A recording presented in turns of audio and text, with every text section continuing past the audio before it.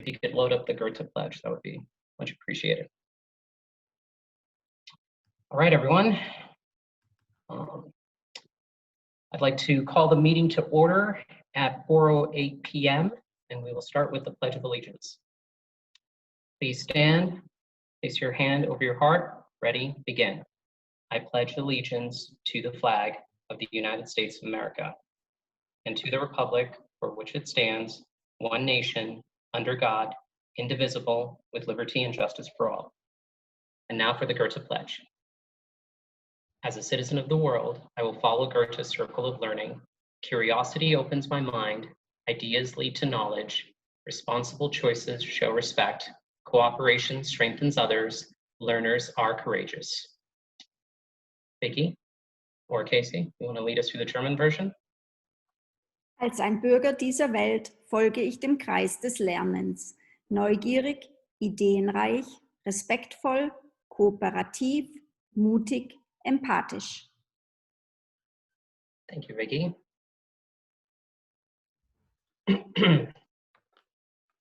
Okay, start with roll call. Frank? Present. Pete? I'm here. Danielle? Here. Beacon? Here. All right, at this time, I'd like to make a motion to approve the agenda as presented. Do I have a second? I second. I second. I I second. believe that was Danielle. All in favor? Frank? Aye. Pete? Yes. Danielle? Aye. Beacon? Yes. And that is an aye for me as well. Right, at this time, we'd like to open to public comment. Casey, do we have any speakers? So if Casey, you can explain to everyone how best to do that. And also, this is the only portion of the agenda where public comment is open. So if you have any comment that you wish to make, now is the time to make it. And then in order to sign up for public comment, click on participants at the bottom of your Zoom screen and then click on the raise hand button. And I will call on your name once I see your hand raised and you can unmute yourself to share.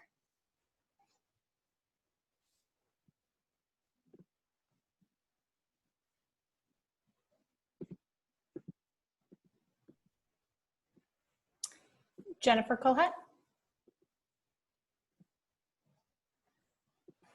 I was hoping not to be first, but so buenas tardes, hola, Goethe Board of Trustees and community. First of all, I want to say I'm not advocating for my job or saying that one job I feel is better or more important. When we had the survey, I did not feel comfortable checking any boxes of saying who should stay or go or what programs should be changed. This is just from my point of view because I just felt like my voice should be part of this conversation. So I've hesitated on commenting because I know how difficult this process already is, and I like to help and make things easier and less complicated, but I feel my viewpoint is relevant to keep in mind. Your charge as the board is to make Goethe viable and sustainable, but also keep it a unique and special place where people like to be. I'm entering, I believe, my 7th year at the school. I've been through many changes. My role has evolved from elementary part-time Spanish teacher to part-time Spanish, part-time ELD coordinator, in which I administer all the CELT and LPAC tests. A lot of paperwork, a lot of work with Meredith, Power School, CalPads, a lot of that stuff I've had to learn. I recently pursued my single subject credentials so I could work in the middle school. And I've mentored now 4 teachers to get their credential cleared. So at Goethe, I'm very busy. I like that. I like the work and contribution that I've given. I like creative challenges and I like to be part of such a vibrant community. I've grown to really love and be proud of working at Goethe. When you talk about the Spanish program, it's hard to separate myself from that discussion because it is something I created. I was told at the beginning I need to make it fun and interesting, and it's a challenge with kids that are native speakers as well as brand new to the language. Within 45 minutes, and following world language standards, following IB themes, following units of inquiry, traveling around in a little cart to 200 or so kids. So it's been a big challenge, but I've loved it and I've embraced it, and it's been an amazing experience. My intention today is not seeking praise or recognition. As a teacher, I know it's part of the gig to have most of our work under the radar. I always say my best critics and motivators are the ones that wear uniforms with a little rainbow symbol and they say, "Yay, we have Spanish today." Those are the words that I need and use and keep me going. But I'm speaking today because the process, although unavoidable, the scrutiny and having myself be put as a vote or as a number has just made me think to myself, why do I care about this school so much? Because it's not caring for me back. And why do I stay so late planning, creating, working? I feel like I'm a line on the spreadsheet a little bit. And this stress and uncertainty takes a toll, and it's not only on me, it's other teachers as well. Every year we wonder what will happen, and it's demoralizing and slightly embarrassing as a professional. Every second we spend worrying about what's going to happen to us is time and energy we're not giving to the ones that we're there for, the kids. So moving forward, I just ask the board to support in some way teachers who have given life and heart to the Goethe mission, and say that not all programs and teachers are easily replaceable. We need to feel valued so we can continue this hard work and give what we've enjoyed to give and what we love about the school. So that's all I have to say. Gracias por tu atención.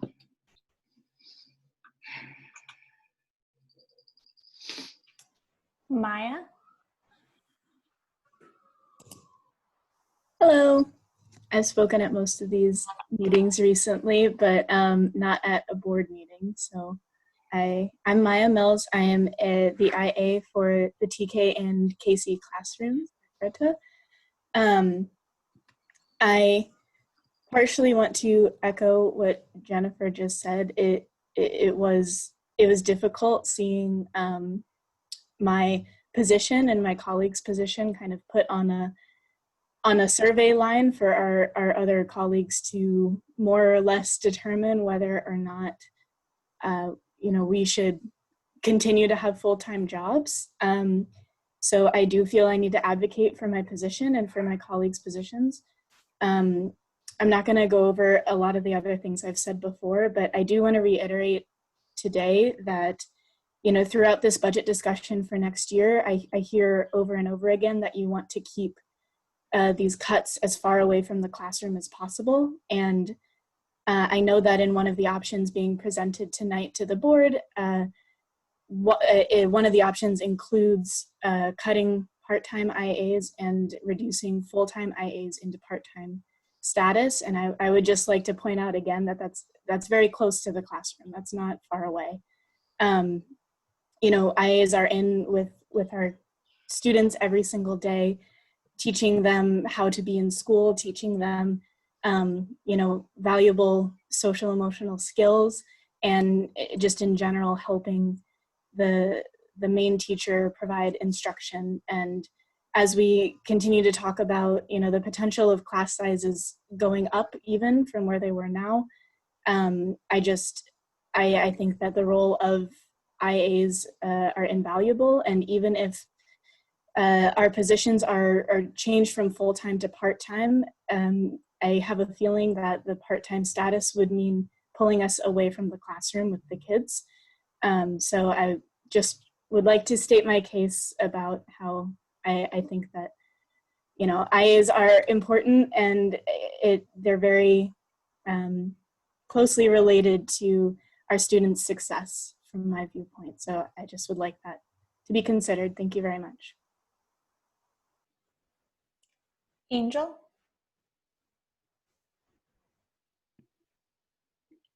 Hi, everyone. I just wanted to take this opportunity as a longtime teacher at Goethe, as well as the IB coordinator, to reiterate some of the things that I said in our finance meeting the other day. I just would like to, as I always do, advocate that our school is a really special place, and you know, everyone has an important role at our school. And I know that our administration is working really hard to do everything that they can to preserve the integrity of our program. I just feel it's sometimes a personal responsibility to say it as many times as I can, that our program is so special because it is complex, and there are so many high expectations and huge goals that our program has. And every single person who works at our school works many more than 1 or 2 jobs. We take on and learn all kinds of things so that we can make this school successful, really against quite a lot of odds. In this process of finding ways to reduce our budget, I just really want to make sure that we are not eliminating staff positions that, you know, will have a domino effect that really would cut away at what is essential and really what makes our school a special place, in particular an IB school. That includes our specials teachers, our instructional assistants, our SEL support, our language teachers, our language immersion program, our acquisition program. There's so many people and so many moving parts, and everyone is really essential. And I think what was really hard about this process is that when you see your job and you know that that's the job you do on a line to be eliminated, you can't help but feel discouraged. And I think as an IB school, we also have a commitment to be empathetic, right? Empathy creates community, and it's important for us to have respect and try to make sure that as hard as these discussions are and as hard as these decisions are going to be, that we somehow balance and make sure that we're being the special place that we have committed ourselves to be, and we don't just conduct business you know, like every other maybe institution, but one maybe that puts people first, puts feelings first, puts our students first. And so I think it's just important to really keep that in mind. So today I really hope that the board take into consideration, of course, keeping our school open and going, but also holding on to the essentials.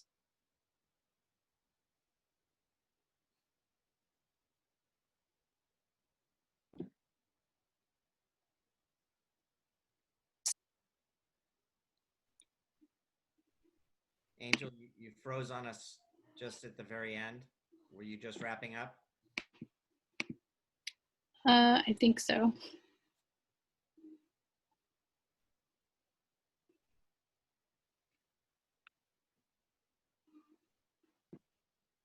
Casey, There is no other public comment. thank you.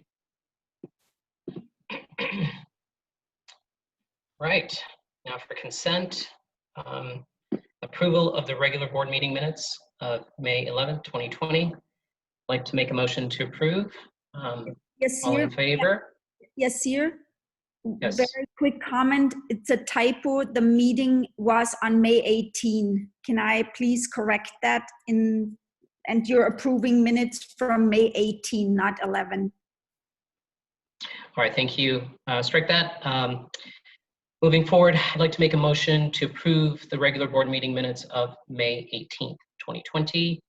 All in favor? Frank? Aye. Pete? Yes. Danielle? Aye. Beacon? Yes. All right. Motion's approved. We will be now moving on to the first item for discussion, information, and action. Before we get started, I'd just like to say a couple of things.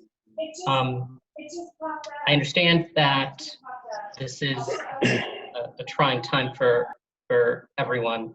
I especially appreciate the public comments and the commenters.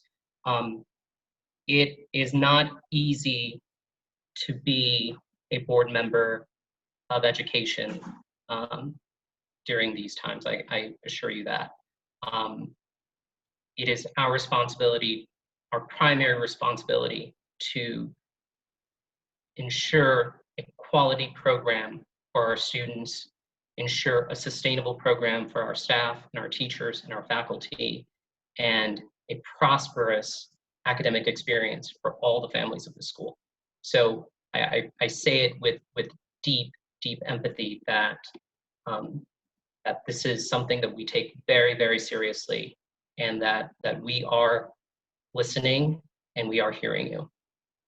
That being said, I would like to ask the board members today, especially during this conversation, if I've been part of this board a little bit.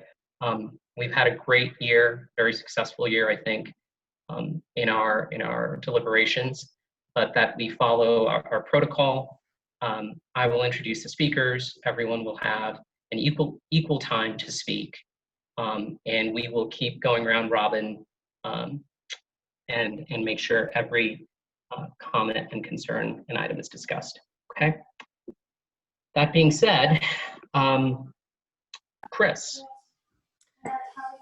Okay, so the next item on the agenda is a discussion of the preliminary budget, preparing for our budget approval in June. And to get us launched on that, it came from discussions that came from the Finance Committee. So I want to defer it at the moment to Frank. If you have anything to say to start us off, Frank? Yeah, so the Finance Committee met twice, and has unanimously approved option 2, or recommended to move forward to fine-tune option 2. For a variety of reasons, because I think for the most part it gives us more flexibility. I believe. I'm sorry, Frank. Frank, may I interrupt you for a moment? I'm not sure whose screen is being shared by Casey or Chris. It's me. Okay, if you can pull up the topic at hand, please, that would be great. Yeah. Thank you. Sorry, Frank. Continue. So, because I believe for a couple of things, just to lead it off a little bit, it protects the core. It gives us the flexibility in case we need to respond. Or in case we need to respond to what we think the current worst case scenario is. And it starts weighing things a little bit, what the greatest impact is. And it takes a perspective from a community, and I think it takes the perspective, a community perspective and a student perspective. And it looks at current enrollment, and it's trying to balance current enrollments with future enrollment by protecting the core. I think the Finance Committee, the non-educators on it, are not capable of putting a comprehensive picture together what's essential. I have received a couple of emails during the course of the deliberation as a Finance Committee chair. Yesterday I received one from Erica and and Thomas Bertling, kind of triggering me to think conceptually about what this budget does.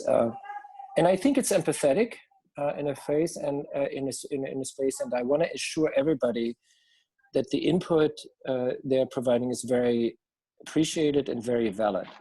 And the other things I want to say to the teachers is at that stage, you are definitely not a number on a spreadsheet.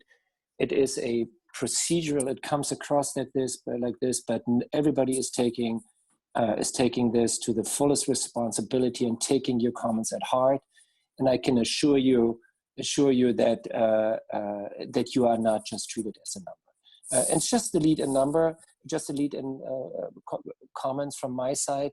I asked Dr. Jones to put a comprehensive picture together and to walk us through what he thinks is the proper way and what is essential for the school. And I'm looking forward to his presentation.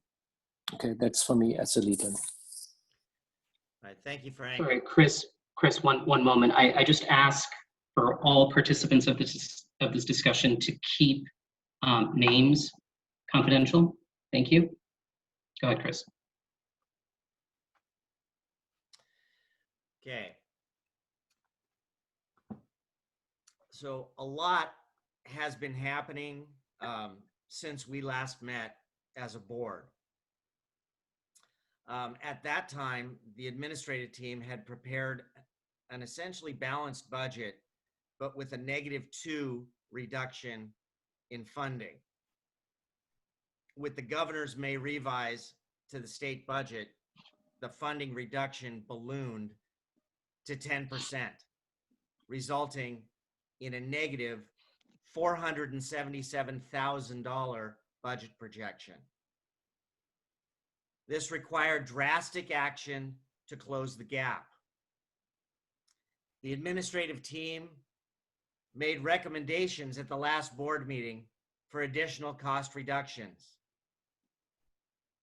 The board asked for us to get feedback from the staff and have the finance committee look deeper for other options. What follows is an update of the work that has been done over the past 2 weeks. Our agenda today is to discuss the budget proposal recommended by the Finance Committee. The direction of the board on this recommendation will allow the administration and Ryan to finalize the budget for approval in June. The Finance Committee held 2 lengthy meetings on May 22nd and then again on May 27th to discuss potential cost savings or cuts and listen to public input. The meetings were well attended and the discourse was both civil and productive. Additionally, since the last board meeting, the administrative team has had a chance to meet with staff members as a group on 2 separate occasions to gather input, and also we conducted a staff survey. And the results of that survey were shared with the Finance Committee and are part of the document I'll be sharing now. So in preparation for the Finance Committee discussions, the administrative team reflected on what is most essential to our GICS program and how the various cost savings would affect students, staff, and program. At the heart of our school is a commitment to building a community with a world perspective and an approach to learning that focuses on the whole child. The International Baccalaureate program is the driving force of our curricular offerings. Within IB is a commitment to language learning that we have developed as both language immersion and language acquisition. We have embraced a multidimensional, school-wide and staff-supported approach to social emotional learning that is a foundational cornerstone of our school philosophy. We have also developed specialized classes, or specials as we call them, that provide art and PE and Spanish for our students. But equally important, these specials classes are what allow for teachers across the school to have time for collaborative planning and for curriculum development. A major focus of the administrative team was to find cost savings as far away from the classroom and students as possible. Fiscal responsibility calls for significant reductions in our current situation. Potential impacts were looked at and were based on the health and safety of students, on future enrollment implications, on the quality of programmatic offerings, and also the impact on staff retention and staff morale. Working with our staff, the administrative team used a budget planning spreadsheet that included a wide variety of potential cost savings to the budget. This spreadsheet was actually developed first from teachers, and we built it out from there. It also shows the weighted impacts of each savings item, along with the results of the staff survey. The ratings that are on here were done by the administrative team. I'd like us to look at the spreadsheet that is on your screen right now. Across the top of the spreadsheet, the first two columns include potential reductions and cost savings. The third column shows the recommendations made by the administrative team from back at our last board meeting on May 18th. The next two columns show the two scenarios, option 1 and option 2.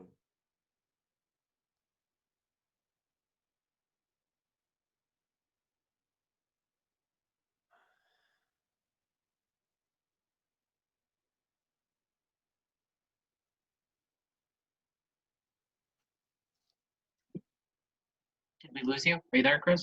Yeah, no, I'm here. I'm sorry, I lost my place. Oh, sorry. Okay. They're showing the two scenarios considered by the Finance Committee, option 1 and option 2. My apologies. In column F, there are notes that include the results of the staff survey where applicable. And the last section shows the impact rating scale provided by the admin team. I will now go through the list of potential savings line by line while indicating the Finance Committee option placements, option 1 or option 2. There were two options discussed. Option 1, in the end, provided enough cuts essentially to balance the budget in year 1. Year 1 being next year. Option 2 provided significant cuts to keep GICS with a positive budget by year 3 and maintaining a cash balance at approximately $500,000 for all 3 years of the budget.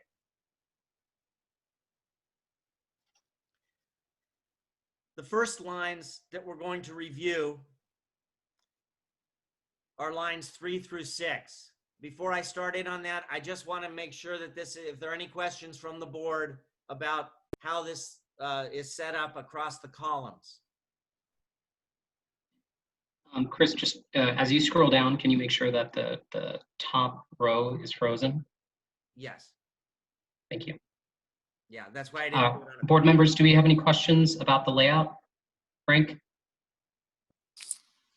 No, no questions. Pete? Nope, I'm good. Danielle? No, the layout is clear. Beacon?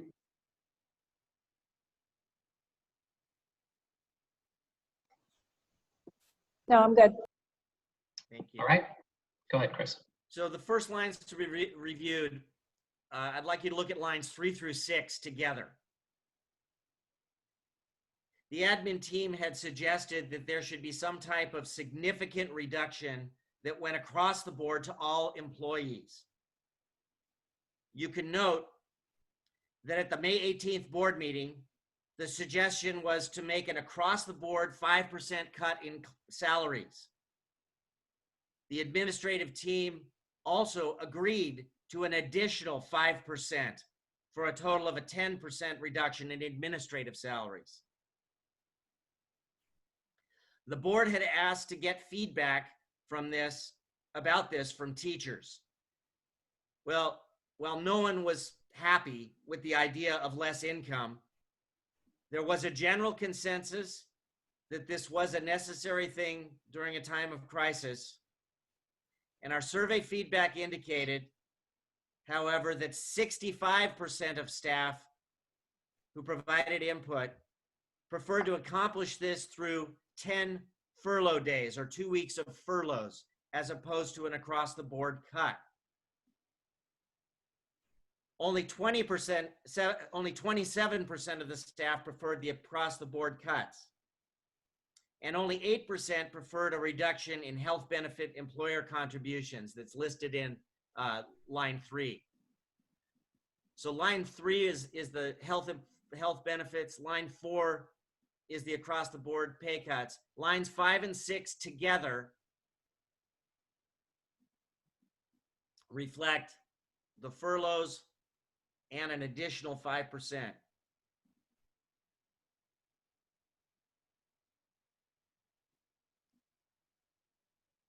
It is important to note that for furloughs to take effect, legislation would need to be approved in Sacramento for a waiver of yearly instructional days and minutes.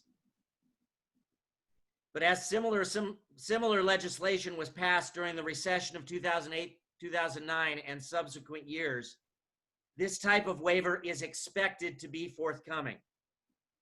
If no legislation is passed, however, we would need to proceed with the original pay cut proposal. Please note that option 1 includes the across-the-board pay cuts at 5% for staff and 10% for administration. But option 2 includes 10% or the 10 furlough days or 2 weeks of furloughs for all staff and administration.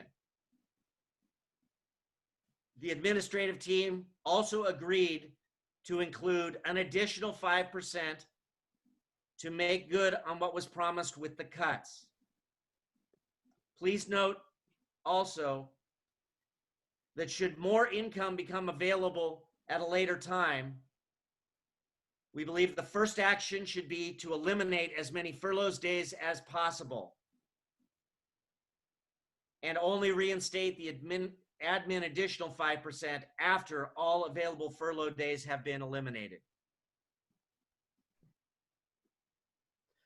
Moving down the spreadsheet.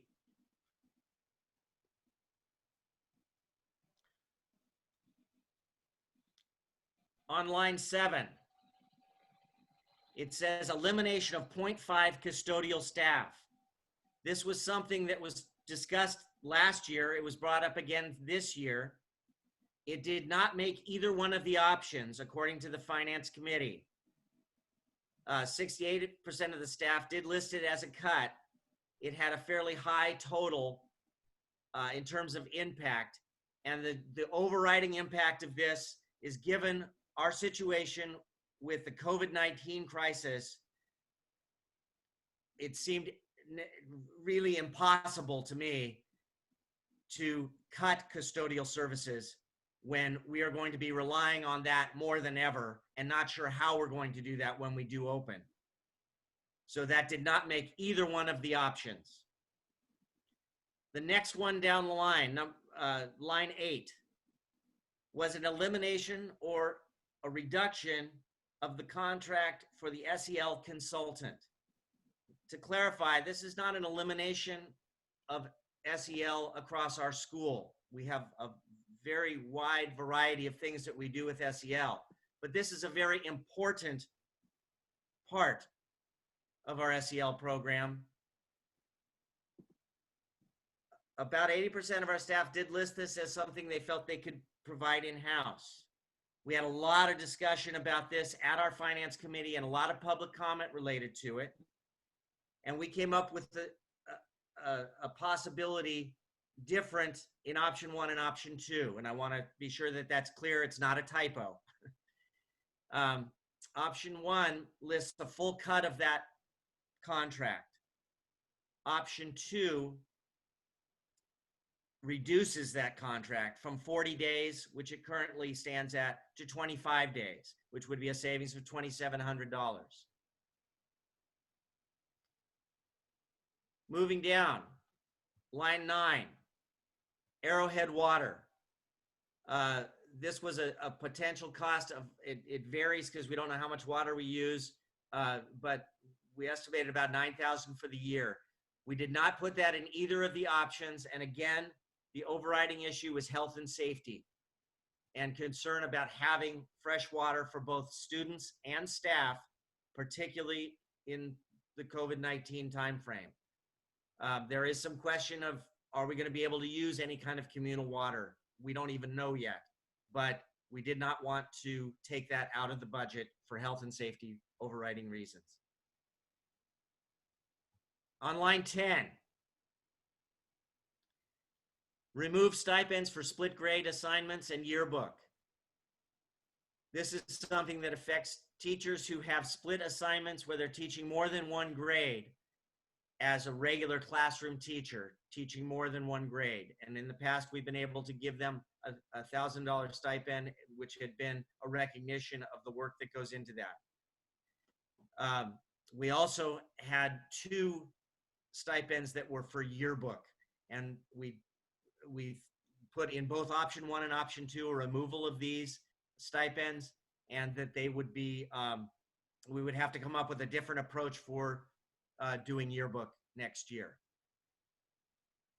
Line 11 is included in both option 1 and option 2.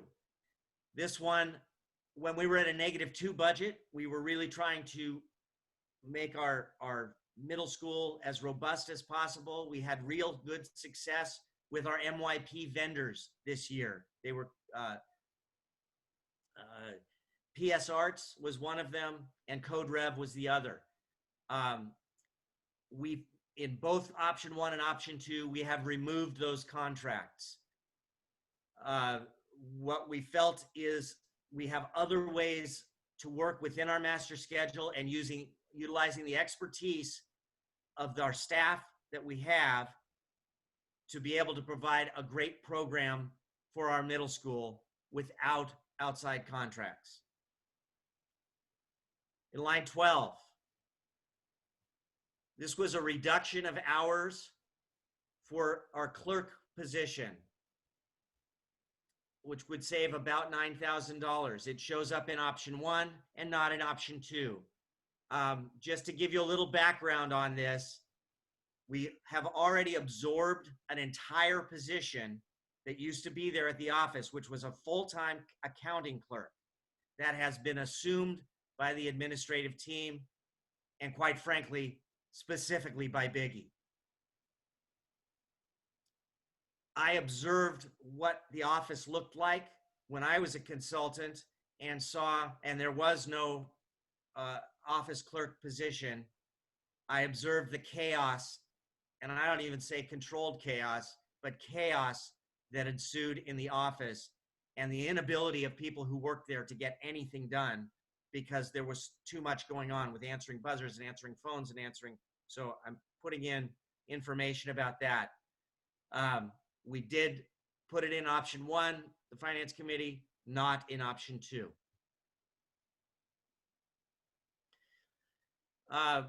Line 13. We did not put in either option because this was for the potential of having maybe a teacher go to half-time. We did not know how this would be accomplished within the master schedule to actually save that money, so we did not feel we could put that money into either option. it would be wholly dependent on who the teacher is and would we be able to even work with that in the master schedule. A very difficult thing to do, and we did not put that in as potential cost savings. Line 14, the elimination of contracts of 2 part-time instructional aides, and I'm going to tie this in with line 15. Full-time instructional aides and a transition to part-time. And what that basically means is creating a different job position that is an outside the classroom position only, not instructional aides within the class. This is not listed in option 2 in either case. Lines 14 or 15 are not in option 2. They are both listed in option 1. 25% of the staff, which is a small number in the scheme of things, saw this as an effective cut. And I will speak on personally, my feeling of what's at the heart of what we're about are the people. And there are many people here who have made an enormous difference to our program.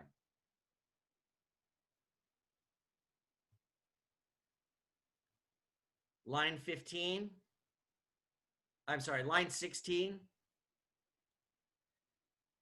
and line 17 should be looked at together. These are 2 full-time equivalents, or what we call FTEs, position reductions. Now keep in mind what we presented you previously, we already had one that we were able to solve through attrition. So this is 2 additional positions. When we started out with the -2 budget, we felt we had enough money and we were able to fund both of these positions. One of them was a 3rd middle school teacher. As we look at our reduced enrollment, and as we look at our reduced income, we no longer think this is viable, that we can do that. And so we've had to place that as a position for elimination. That's line 16, the MYP teacher. Line 17, we also had to look with the difficulties of our budget as to what cuts could be made that are what we like to think of as furthest away from students and the classroom. We had, last year, we were able to do a full-time teacher on assignment outside of the classroom for IB. And our original plan was we were dividing that up between IB and language because we've got some major things to do next year, particularly with coming up with a material revision related to our language program. So we came up with a methodology for or having that be a teacher back in the classroom and doing stipends as or doing a stipend for those teachers beyond their teaching salary. So altogether, there was a $70,000 savings there, and what we estimated was $8,000 savings by doing it that way. Moving on to line 19. The teaching of alumni as a hybrid online and not renting as much space. And the idea, it was a pretty creative one, was to take space, or the space that we would be paying for rent for the after school alumni program, charging the same amount to families, so that's money coming in, but we would be paying less out in rent by doing it every other week as an online program. We found success already with doing it online because we're currently doing it online, and we felt that that was a good hybrid model. So we put $2,700 in both options, option 1 and option 2. line 20 and line 21, and there are a few more below it that we need, that all kind of fall into the same category, which is, there was a lot of talk about how could we reduce the costs of instructional supplies. And the problem with that, it's a really good idea, but the problem with that is we have a threshold that we must meet in terms of spending on instructional supplies. So anything we reduce here is just money we won't get in. We don't save anything in the budget by reducing in these areas. So we did not put either of those in there, the MYP textbooks or math program costs. To not do those things or reduce them doesn't save us anything. So we are not putting those into option 1 or option 2. Line 22. This was another creative solution, which was to make independent studies much easier for parents and for teachers. It means rethinking the way we do independent studies contracts.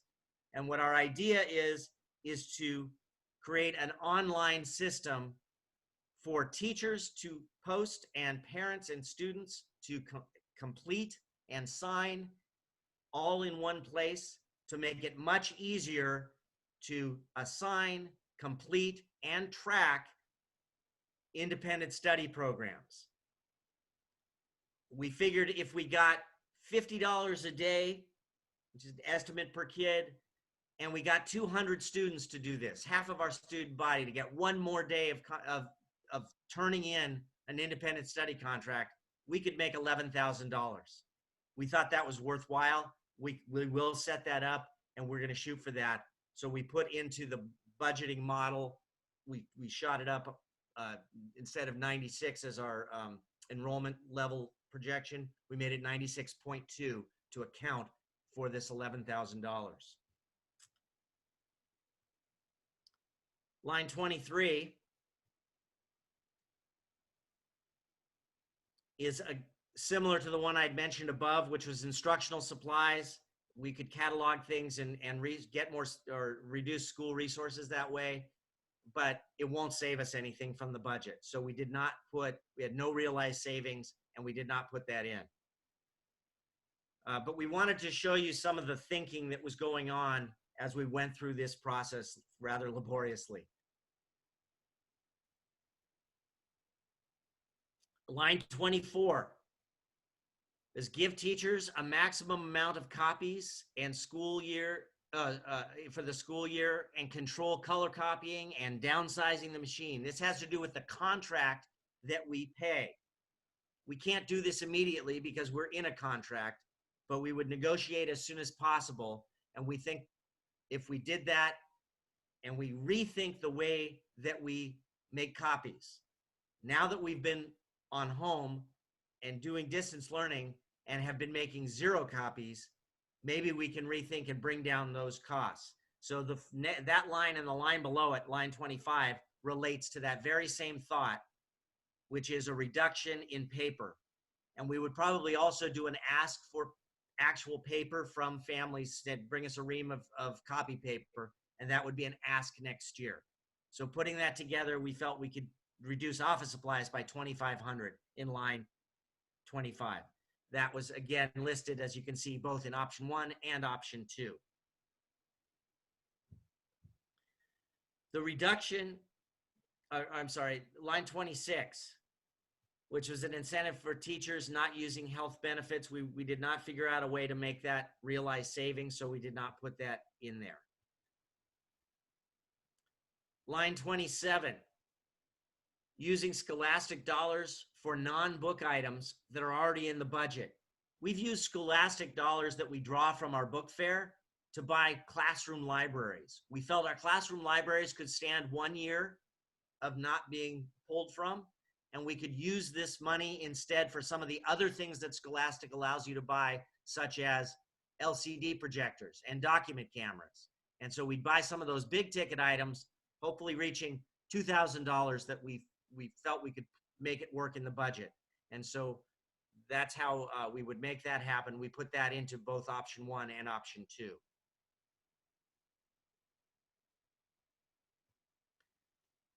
Line 28 has to do with our current plan, which at present does, room 45 is a classroom. We don't know whether this is even an option, whether we're going to be, we're trying to work with Prop 39 office to get an alt agreement to increase the number of our classrooms by 1 or 2. And if we're able to do that, then we can have those discussions. We did not feel we could put any of that into this budget because we don't know. And the current situation is room 45 is a classroom. On line 29,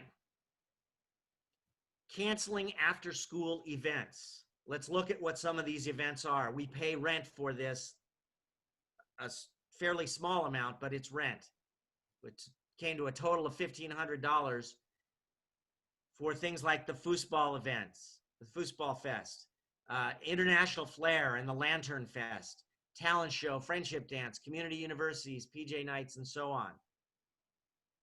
These, again, seem to be right at the heart of who we are and what we do and how we promote our school.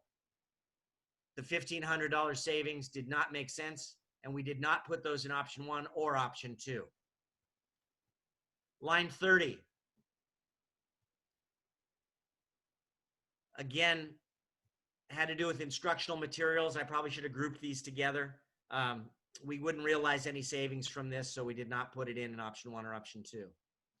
Line 31.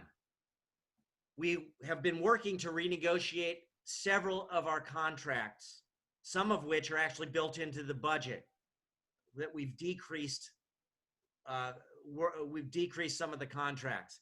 Here was one that we didn't have in the budget, but we know we've been working on, is renegotiating our phone service.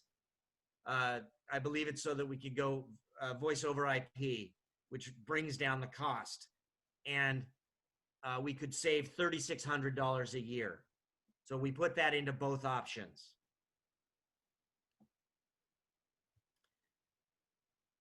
These next three, lines 32, 33, and 34, I'd like us to look at together. We talked about earlier the specials programs. Again, these are programs that are not just at the heart of what we do for kids and to provide special programs for our kids, but they are also our means for releasing teachers for preparation, collaboration, curriculum, all the things they do behind the scenes. This is how we do it. And eliminating these programs not only is hurtful to students, it is hurtful to our entire staff. In option 2, we did not put any of those programs in it. In option 1, we did put Spanish as a possibility. I want to make a caveat to this. I am not clear at all how we would be able to realize the savings because of the necessity for Spanish in the middle school and the other types of things that are done within that position as it currently stands. So this is very questionable in looking at this in the light of day. It's very questionable whether that is a realistic number that we could even reach. All told, these 3 programs were extremely well regarded and well needed by staff. And again, in option 2, all 3 of them are kept off.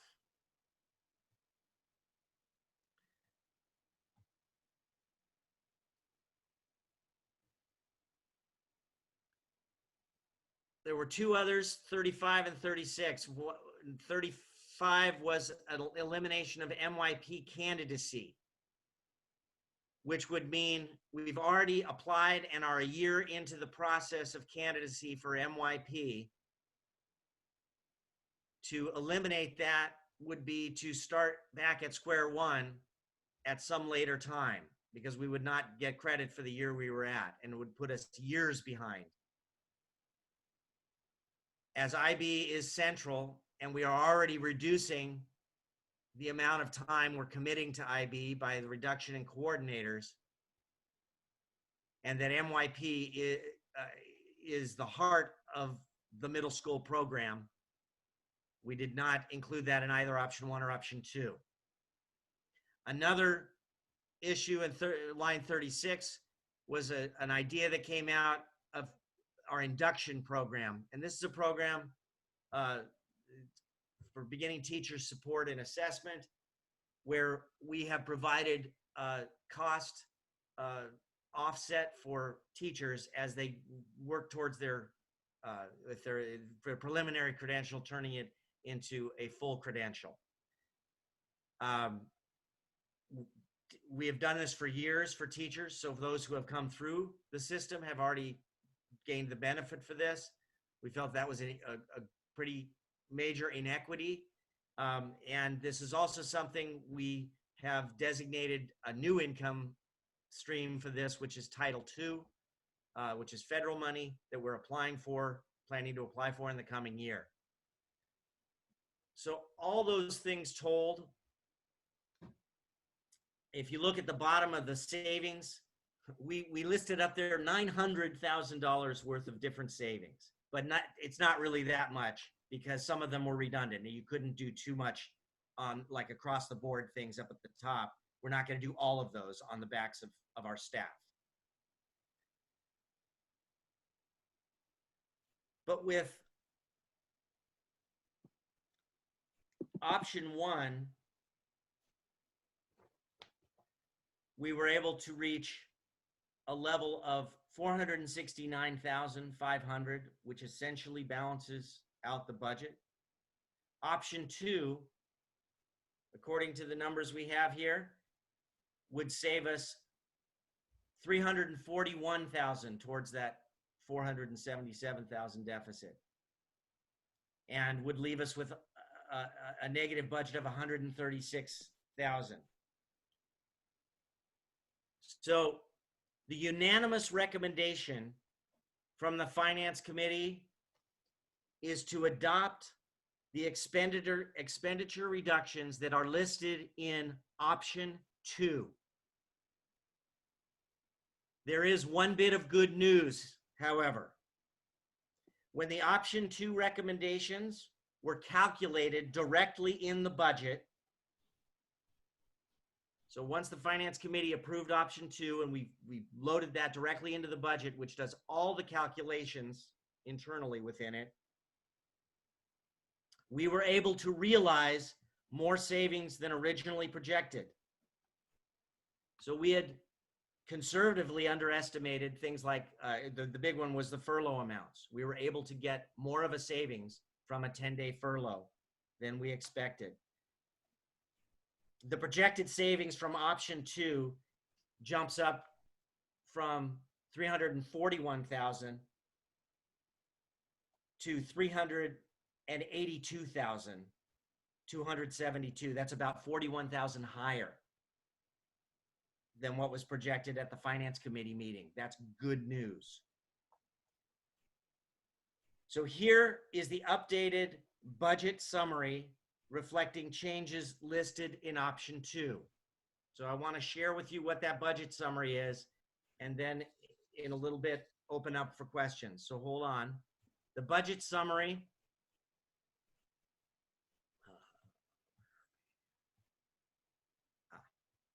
a PDF.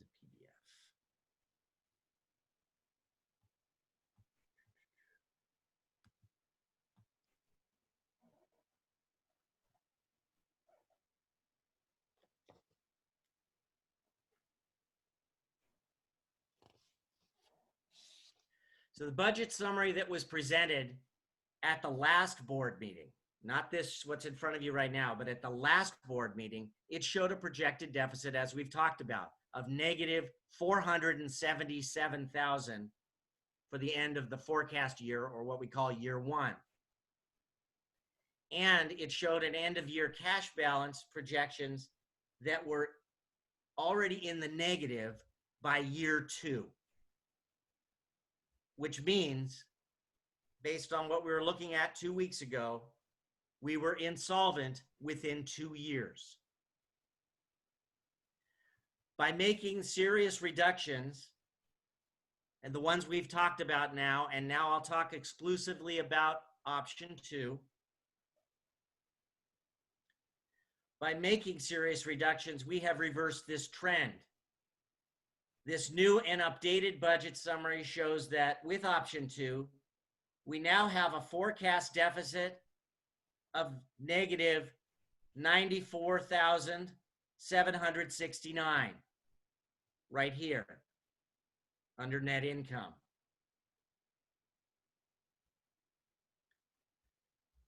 That's for year 1. In the out years, year 2 has a projected deficit of negative 152,054 in the column next to it. So still in the negative. But you can see by year 3, we're beginning to realize economies of scale, particularly at the middle school level. And we are now netting a positive of 74,497. And regarding end of year cash or ending cash balance, which is this bottom line here, the end of year cash balances remain at about $500,000 by the end of year 3, which means we are no longer in the negative. We are no longer insolvent.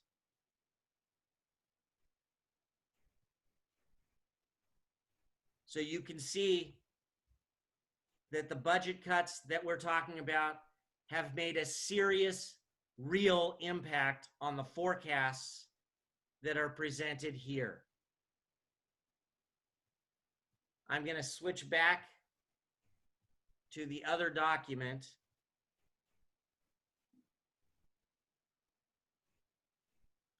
Hold on.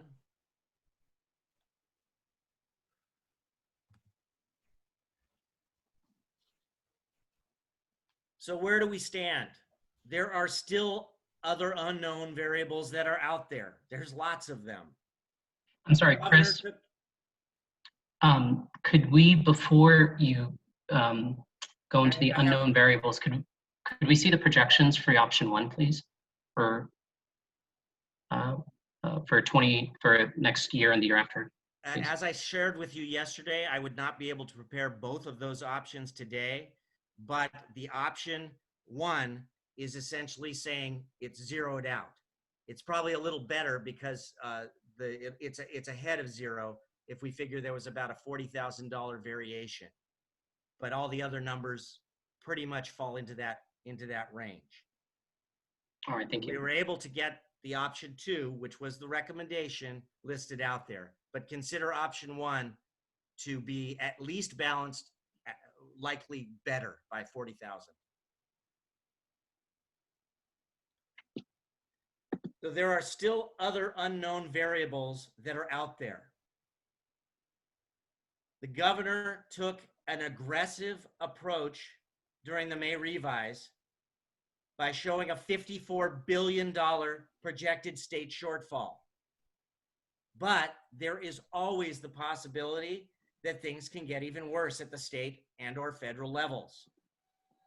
We also have an ongoing mediation process and potential litigation regarding Prop 39 overallocation fees. While we vehemently disagree with these penalties, and that process is currently on hold, we should expect this to be an ongoing fight over the next several years.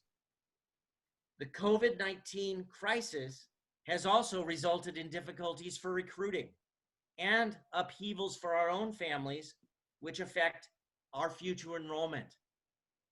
All of these factors are unknowns.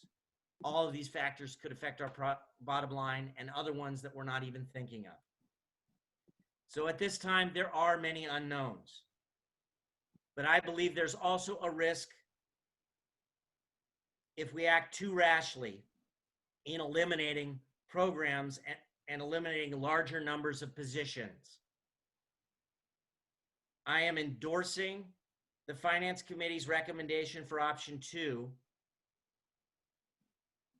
because I believe this provides the best balance of making deep and painful cuts.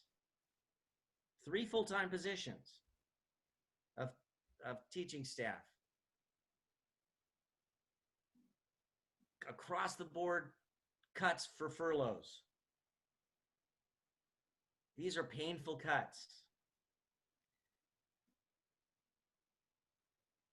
But I feel this provides the best balance while maintaining as many people and programs as possible. So at this time, I open the floor to your comments and questions that I or an admin team can answer. Thank you, Chris. First of all, I'd like to commend the chair of the Finance Committee and Chris for your approach of the inclusiveness that you mentioned. And I think that is a distant reminder of how things used to be done. So thank you both. As you mentioned, you incorporated a survey and it was school-wide. However, as pointed out by Chris, majority of the cuts up for discussion tonight does inevitably impact the program. It is our responsibility as trustees to minimize this impact, maximize enrollment, and ensure the long-term viability and solvency of Goethe. So as we move forward in this discussion, I ask the public and that everyone be patient with us as we ask questions and deliberate. We ask questions about contentious cuts. If we ask those questions, it does not mean we approve or disapprove. If we don't mention other cuts, it does not mean we approve or disapprove. This portion of our meeting is the trustees discussing the merits of the cuts and to understand their proposed impact on the 3 things I mentioned: the program, enrollment, and viability and solvency of Goethe. It's important to me and all the trustees that we're transparent in our deliberations. So I ask again that we be patient. That being said, I'd like to start off the discussion tonight on the material that was presented. So firstly, Chris, did the Finance Committee, Frank and Chris, did the Finance Committee explore that furloughs definitely qualify for unemployment and partial pay cuts qualify for unemployment as well in the state of California? Was that discussed? No, that was not discussed that I heard of. Okay, because they do, and furloughs definitely qualify for unemployment, and partial pay cuts, there's a formula that the state of California uses, but the pay cuts are also respective of a cut in hours. So I'd just like to assure the teachers that whether we do institute pay cuts or furloughs, that both of those items do qualify for unemployment to make the salaries whole as much as possible. So I'm going to put a pin in that, and I'll come back. Something else I don't know if you guys considered were elimination of paid holidays, because I know the impact for the furloughs was the academic impact. But if you eliminated paid holidays, that would reduce the academic impact, but also meet budgetary goals. Was that discussed also in the Finance Committee? It was not. I'm not sure the legality on that, but I'd have to look. It is legal. The state of California did enforce that back in 2009. So, but just something to go back into. So my next question is about MYP electives. You mentioned that there was an overwhelming response to eliminating them because we could support them internally. What is a feature, a benefit of attending Goethe in addition to the language immersion that you propose as far as MYP electives? So I'll start off with that, and Scott may want to chime in a little bit as well.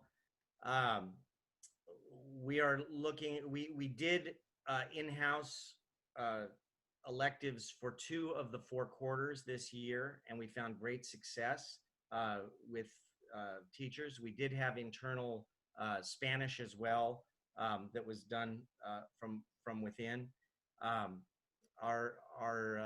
We would be looking at adding using art for both fine arts and for performing arts.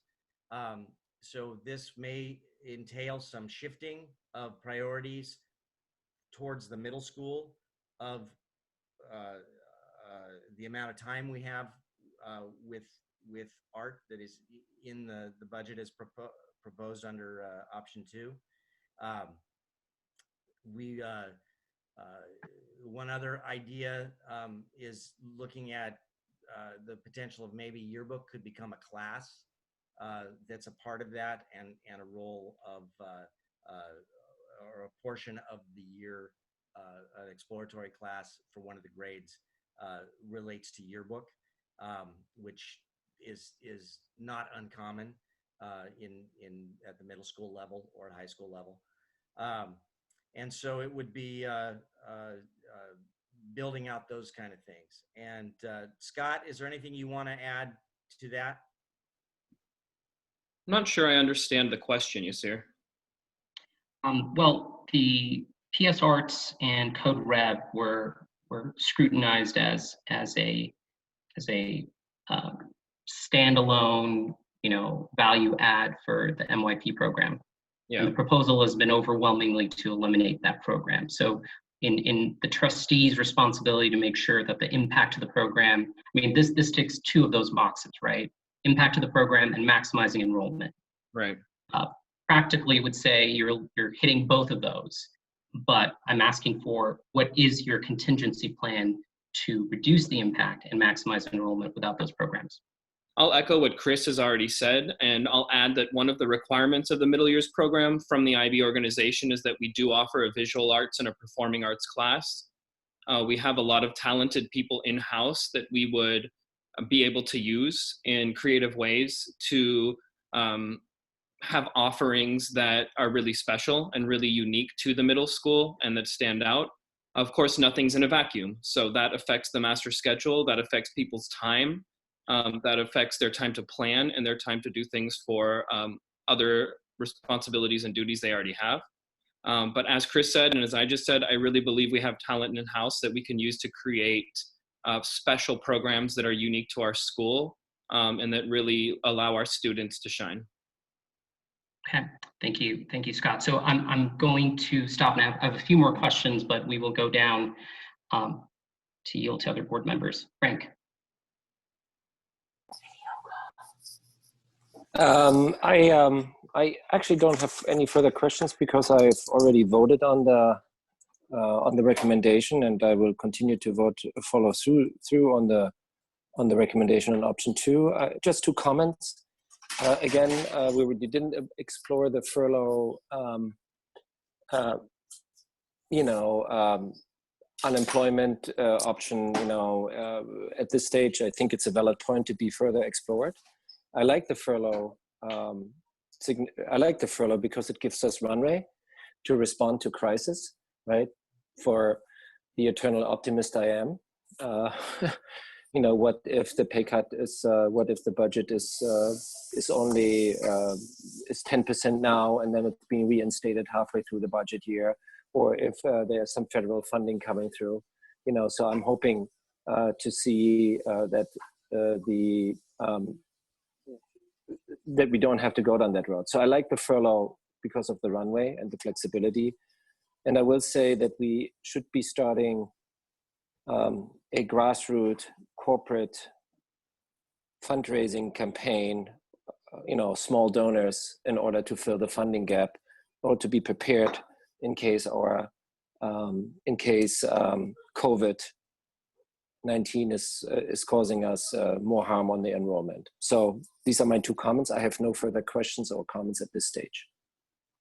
Thank you, Frank. Pete? All right. First, I'd like to thank you for the large font on this piece of paper. I know we're trying to save money, but if we could have made the spreadsheet a little bigger. So one simple question, I'm not an accountant, but why is it that in the budget projection, that summary sheet that you had, that in year 3 you have net income, but cash goes down?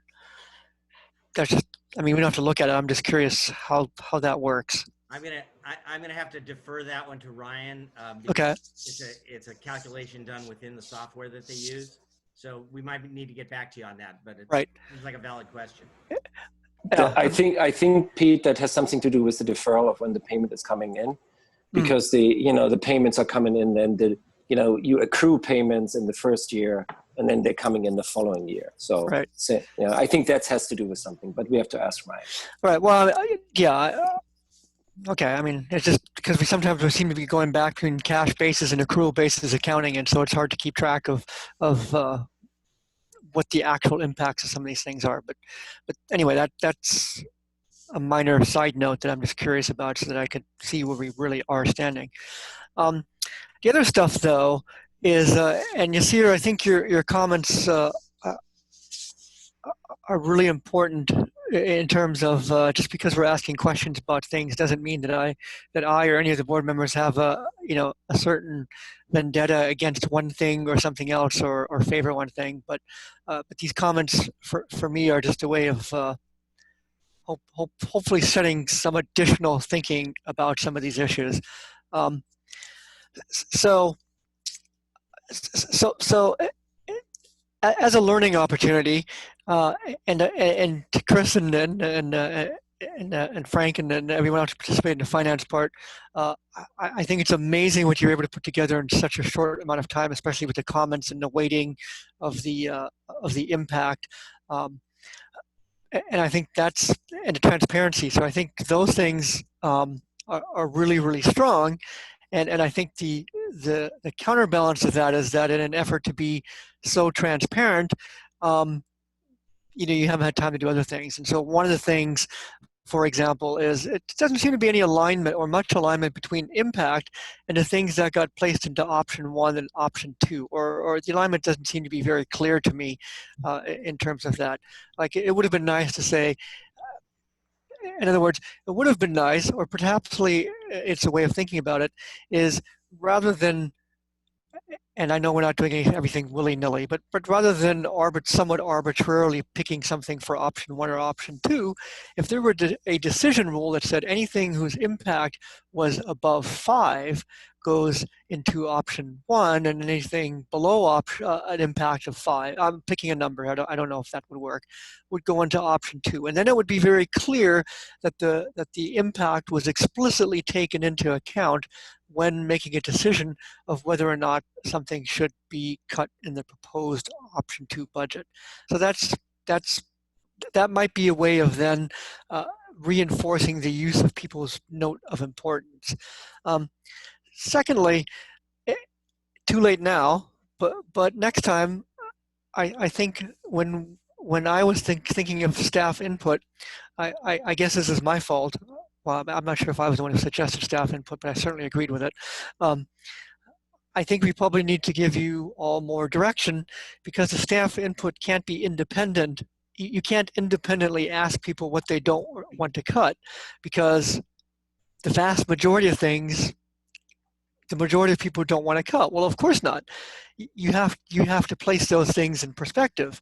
Is it going to, if we're talking about staff, which is the majority of things that are the budget, then we have to take it as an either or. Would you prefer, and I think you did that with the furloughs, but then not with the other programs so much, it doesn't seem. And so I think it's odd to me that people would prefer to see additional staff cut over some of the programmatic decisions that were made. And I think independently, I would say, yes, keep that. That would have a big impact. But if I compare that with specifically with a person's position, I don't know if I would rate it necessarily the same way. And then along those lines, it's pretty clear that we're having an easy time piggybacking on eliminating things related to the middle years program, because the middle years program doesn't have much representation here. And to that end, maybe that's okay, because predominantly we're a primary years school, and so that's the thing that should be, nurtured as much as possible while continuing to go to the middle years program. But the budget projections to the future are based on a successful middle years program. We have been languishing in an elementary setting, and enrollment hasn't magically buffered up because people the reputation has increased or whatever, and that's not saying anything negative about the school. It's just that there's competition for schools, and part of a way of meeting that competition is the middle years program. So I think we have to be very careful of piggybacking this weighting the middle years program the way they are, even though a lot of those budgetary items are pretty small. So a couple things I would want to think about. One, for example, has to do with PE and art, and I understand that PE and art have positive externalities, and that teachers can get together and there's some time and so on, but they to me are also things that can be, I think you can be massaged in ways for rather large chunks of savings. And or if that's not the case, is it the case that the current art program that goes through grade 5, can one negotiate for the same price to have that go to 7th grade? Do they have the capacity to offer something above and beyond at the same price? Because if that vendor's option is 0 or 2 extra grades for the same price, we might be able to negotiate something that's better looking. And I think the same thing would go for PE if that's necessary. I'm less thrilled about keeping PE. That said, I still think that issues that I think teachers, so I have very high expectations of teachers, and I think teachers ought to be rewarded for the difficult jobs and the high expectations that I would have with them. And so keeping things away from the classroom as much as possible, I think should still be the focus. So things like water, that seems like an easy ask. For example, I know it's only $9,000. That seems like a very easy ask for parents. Bring a case of water in for your kids, or drink from the drinking fountain, or bring your own water, things like that. The last thing, I know I'm kind of rambling here a little bit, but we had a lot of stuff on this page. The last thing is, ultimately, I think I'm concerned because of the litigation of whether the budget projections are a little too rosy. One, we have outstanding litigation. 2, we have enrollment, because of all of the factors that we just talked about, is a little bit iffy. And 3, we don't know whether we can actually do those furloughs. So we think we can, but I think we should put in place a backup plan with additional cuts for salaries, which again weighted more towards admin, but teachers, I think, are the part and parcel of the school. That we budget for 5 days of furlough, which we can do, and do budget cuts to fill in the rest. And then if you can do the 5 days of furlough, extra 5 days, then perhaps you can not do the additional budget cuts. So ultimately, it's keep things closer to the in-class academic core content related to IB, stretching vendors to provide services in additional grades if that's at all possible, or reducing the use of swapping out people for programs like PE. So I think those are my first round of comments. Trustees, please keep in mind that we will have several rounds, so if you miss something, you'll get plenty of chances. Danielle? Thanks. So I wanted to just address the fact that I'm inspired by the fact that there are so many teachers on this call and so many members of the community. I think that the fact that the teachers and the community care so much about everybody really speaks volumes. And I want to remind the teachers that they are not numbers on a spreadsheet when we look at this. As you know, I'm a board member, but I'm also a parent at this school. My son is in 4th grade, and he has definitely become a better person because of, you know, the teachers who have shaped him at Goethe. So I wanted to address that. They're valued tremendously by me. They're valued tremendously by everybody on the board. And we know that their jobs are actually going to be probably more difficult next year, given the impact of COVID-19 and what that means for schools and education. And I also wanted to mention, though, that this is such a harsh reality of what we're operating in. None of us chose this. None of us want to make these tough decisions. And it's not unique to our school. It's not unique to schools across the country. This is happening all across the country, and this is happening in every business in the country as well. I mean, we're all being asked to operate as efficiently as we can with less. And we're trying to figure out how we can do that and not impact our children's educations, and also be able to sustain the school for next year as well as all of the years that follow. So that's why we have to make these tough decisions. And I also wanted to mention that my questions and comments also are just to critically explore what we have here in this budget, and you know, kind of see if there are other solutions as well. The first thing I wanted to comment on is I'm mainly commenting on option 2 based on the fact that that's the RECO. So for option 2, the furlough option, I noticed that that's more preferred by both staff and teachers, as well as by the finance committee. And I have some questions about that. I appreciate the furlough option because it gives us the opportunity to be nimble, which has been mentioned before, that if the budget situation improves, that we have the ability to scale back a little bit on these furlough days. But I did want to ask how the curriculum, if that would be impacted by the fact that, you know, a furlough means that students are out of school for 2 more weeks. You know, I imagine that means that the curriculum would have to be revisited in some way to ensure that the children are learning everything they need to learn by the end of the school year. I also wanted to mention along those lines, and I'm sure that it may be too soon, but that if we did choose the furlough option, that potentially those days would be spread out throughout the year versus taking in a large chunk. Just trying to keep in mind the impact that might have on families of childcare situations, et cetera, various situations that might make it difficult for that to be a reality. Something I also wanted to comment on that Pete raised was the fact that, yes, we're seeing these numbers on a spreadsheet right now, but there are some realities that we don't know just yet. In option 1, with the impact of the salary cuts, we would see a savings of $149,000. And in option 2, with the impact of furlough and then cutting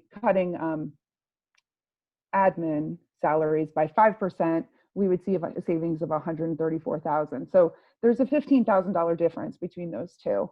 And so something that Pete mentioned was, can we do a little bit better with the admin cuts? I'm not sure if the admin is included in the furlough number or not. So I think it is, Danielle. Yeah, it is, okay. So that's something that's, so essentially in that case, would the admin be taking a 10% salary cut like they would be in option 1 when you put that? Oh, okay. So it's pretty much why equal. we did it exactly that way. That's apples to apples. Okay, good. I'm glad thank you for clarifying And, that. and another clarification just on that is that with the new number, this was all the numbers we had 2 days ago. But when we ran this through the budget software, it's a little better than this. So it's almost the same amount. Oh, it's almost equal. Yeah. Okay. Yeah. So That's good to know. Furloughs came out to be more. We hadn't projected some of the benefits costs, savings, and things like that pumped through.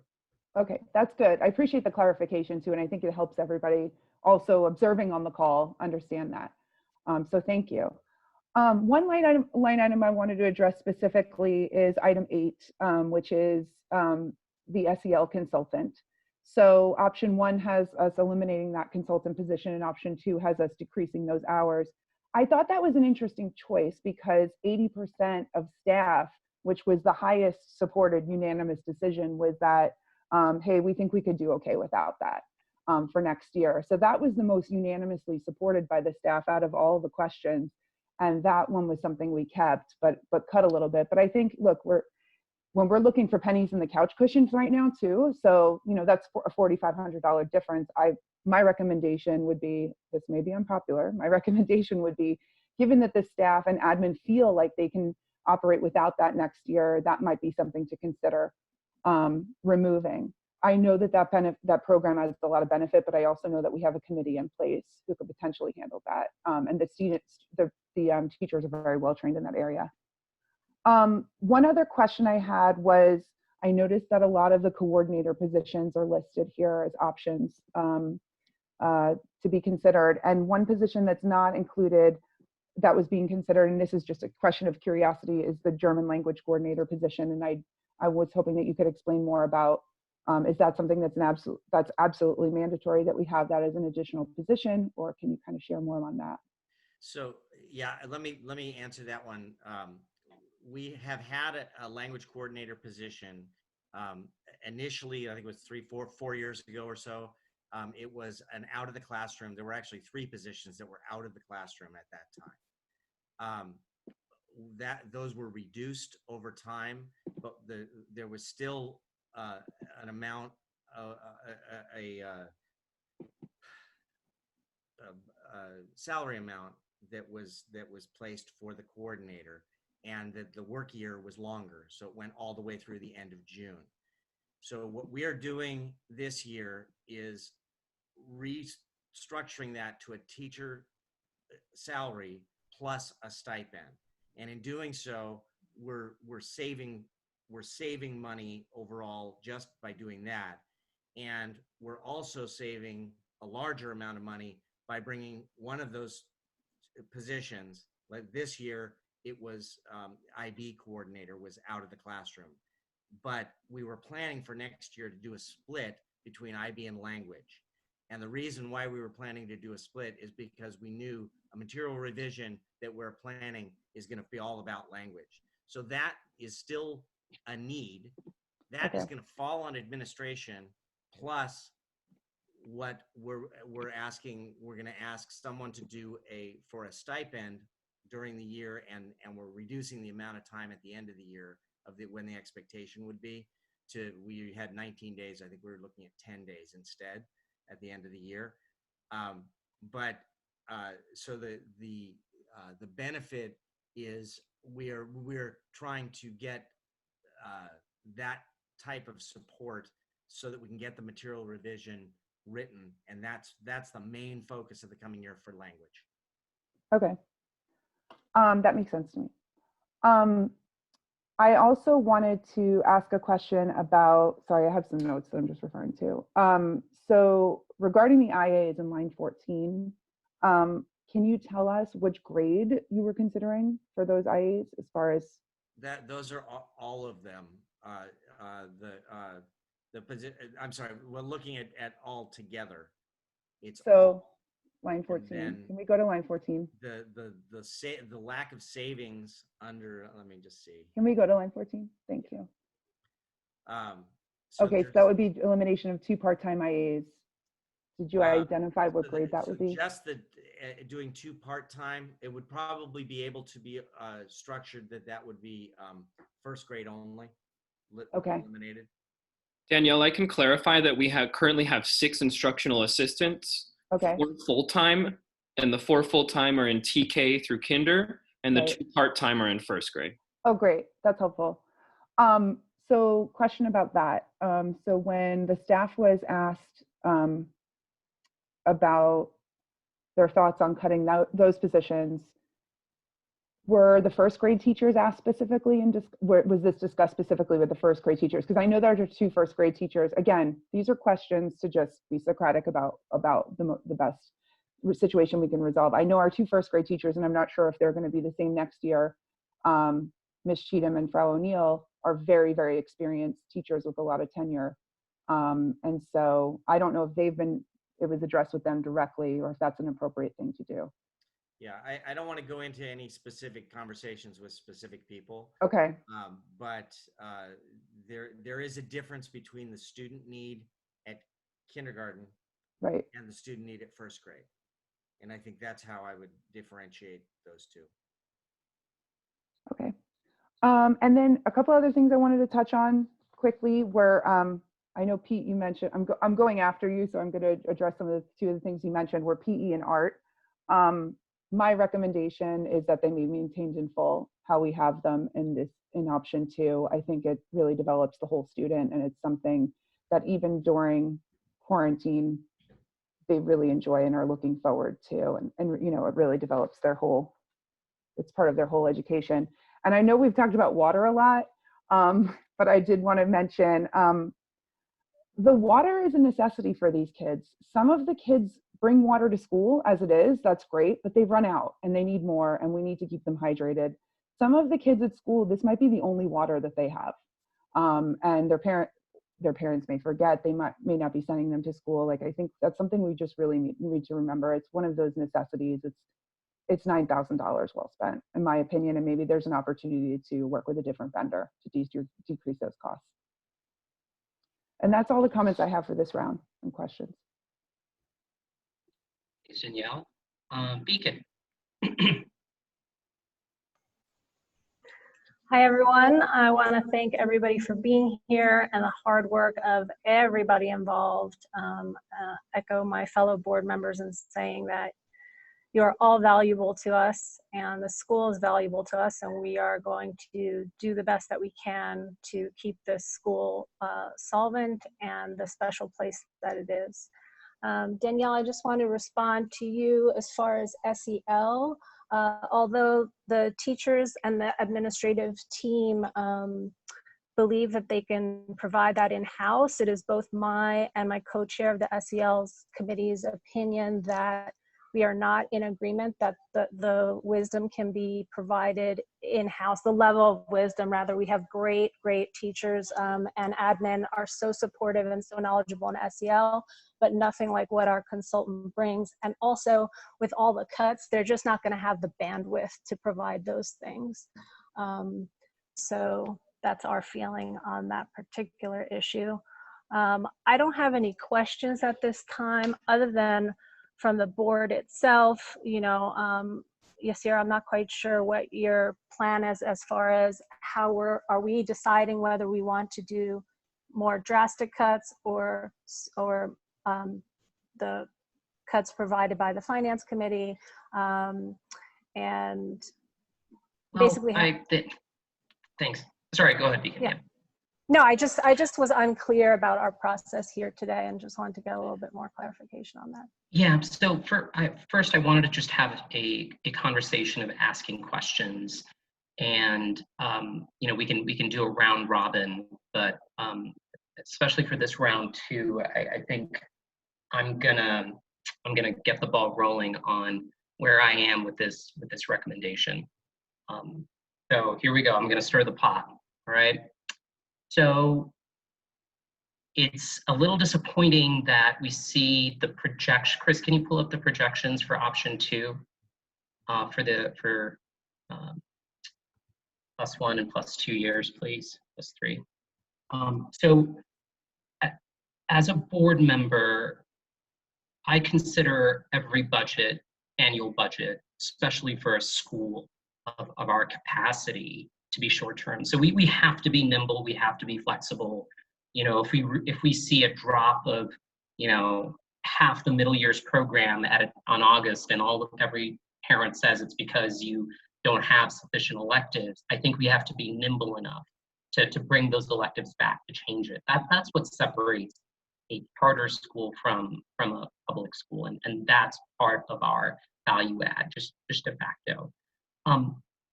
What this shows me is that we continue to operate in the red, and then there's a silver lining in 2022, maybe. This also highlights that the way this organization has been operating for the last 10 years has been to live with a structural deficit in the hopes of a silver lining. Now, the benefit of this slide is that at least we have some belief that we will come out of it. So I commend the Finance Committee for it. However, what it doesn't show is that in order to get there in 3 years, it is going to eat through our reserves if everything goes well. So, you know, although you guys did a great job and presented a couple of options, I'm actually very impressed to see that you can provide a balanced budget next year. I personally do not want to eliminate any positions in the organization. And my challenge is to get back to the Finance Committee and say, how do we retain all these positions? Because I believe, Chris, you had mentioned on our previous board meeting that it was a unanimous feeling from the teachers and the staff that we don't eliminate positions, that we reduce, we do salary decreases. So is that correct? No, but was that, no, I'm sorry, you said they would rather take furlough, but if anything, they would not eliminate positions, they would you know, be a stepped approach. Is that, and sorry, go ahead. Yep. So the elimination of positions, we built into originally one FTE teaching position that we reduced. So that's one position that was already baked into the original budget. What recommended in option 2 is 2 additional teaching positions. Also baked into the original budget was an instructional aid position that was not renewed, and both of those were done through attrition, so it didn't require any kind of layoffs. But the 2 positions that are in this budget cut represent $140,000. And which budget? This is option 2? In option 2. So it's 70,000 and 70,000. Okay. And without that, we're nowhere even close to being able to provide you with a balanced budget. We are doing this on the backs of those 2 positions and furloughs instead of straight out pay cuts, which I endorse both of those because I think where we are right now, it's the right thing to do. And the reason why I think that is because for years, this board has been presented with options and has chosen not to follow those options. What has happened is last year, for example, we had a $401,000 deficit that was approved. Okay, sorry, Chris. No, I gotta finish. No, Chris, you answered the question. Thank you. So no, I'm gonna just get speak in a meeting. It's part of the protocol, Yasir. Chris, I understand the protocol. I wrote it. Thank you for answering the question. So I'm just going to get back to so the overwhelming response was to not eliminate positions. And you have proposed reducing 2 more staff in option 2. Thank you. Now, as far as my comment about furloughs, these are very trying times, and the government has very many options, especially from an unemployment standpoint, for people to recoup their salaries, specifically when it comes to furloughs. When I look at this and we're down to a balanced budget, nowhere in the future is that kind of a plan or a solution going to be available to our organization, to an organization of our size. So when I look at this, as far as an option 1 and option 2, and we approach a balanced budget next year with the uncertainty of COVID-19, COVID-20, COVID-21, and I guess this is a question to Frank, the chair of the committee. Frank, were unemployment compensation, was that ever considered? I mean, it's just like furloughs, it's going to hurt and it's going to be unpopular. No, because it's outside. You know, they weren't considered as part of the discussion because they're outside of the school's jurisdiction, right? Whether you collect hold on, whether you collect unemployment or not is not here nor there for us to decide. I mean, it's an option. I think what what was discussed was exactly what Pete and everybody else said, is like we have the authority to cut, to furlough people for a week. What is the likelihood and what's the feasibility of cutting people for 2 weeks? Is there a feasibility of cutting people more out of a paycheck, right? And so the answer by Dr. Jones was very clear. After Lehman, in 2009, the state came forward and gave everybody the authority, to cut 2 weeks, but not more, because the impact at that point was about the social learning. In the discussion about the learning model, in the discussion, and when I started researching it a little bit, the impact of reduced hours for kids, granted this is predominantly in elementary school, so you still have some time for catch up. The economic impact of not having kids of booties in the classroom is dramatic. Especially for for socially disadvantaged children. Right? Frank, I understand, but my question was very specific. It's not the impact of the academic impact of the program. It was more that, coming from a professional background. Because it's okay, out of the jurisdiction of the finance committee to discuss, unemployment opportunities. I disagree, because it is benefits and it's making whole. So, but anyway, so the other thing is these recommendations for staff cuts, 5% and 10% for option 1. What is the basis for those cuts? Why was that number chosen? That was a number presented by Dr. Jones. I think that was his opinion about the feasibility of the pay cuts. 5% pay cut. You got to, and this is an actual step back, right? You just have to estimate that we have a step up program, so the actual money in hands for the teacher for doing the same work is significant. It's not only not getting the raise, but it's also getting a pay cut. So it's quite significant. And at one point in time,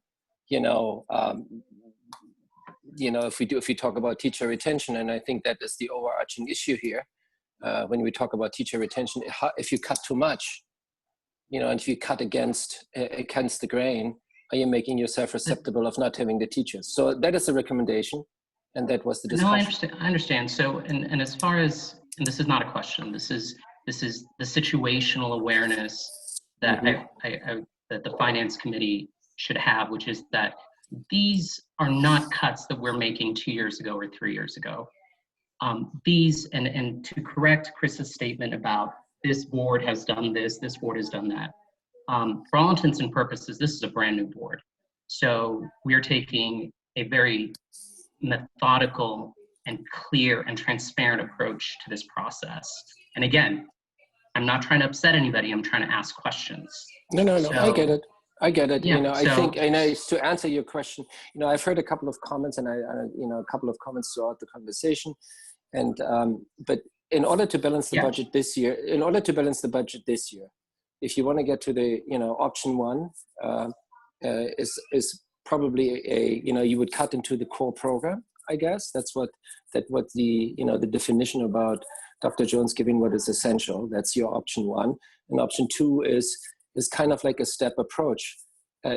Is there a combination? Probably there are in there where you can get to preserve the program and do furloughs.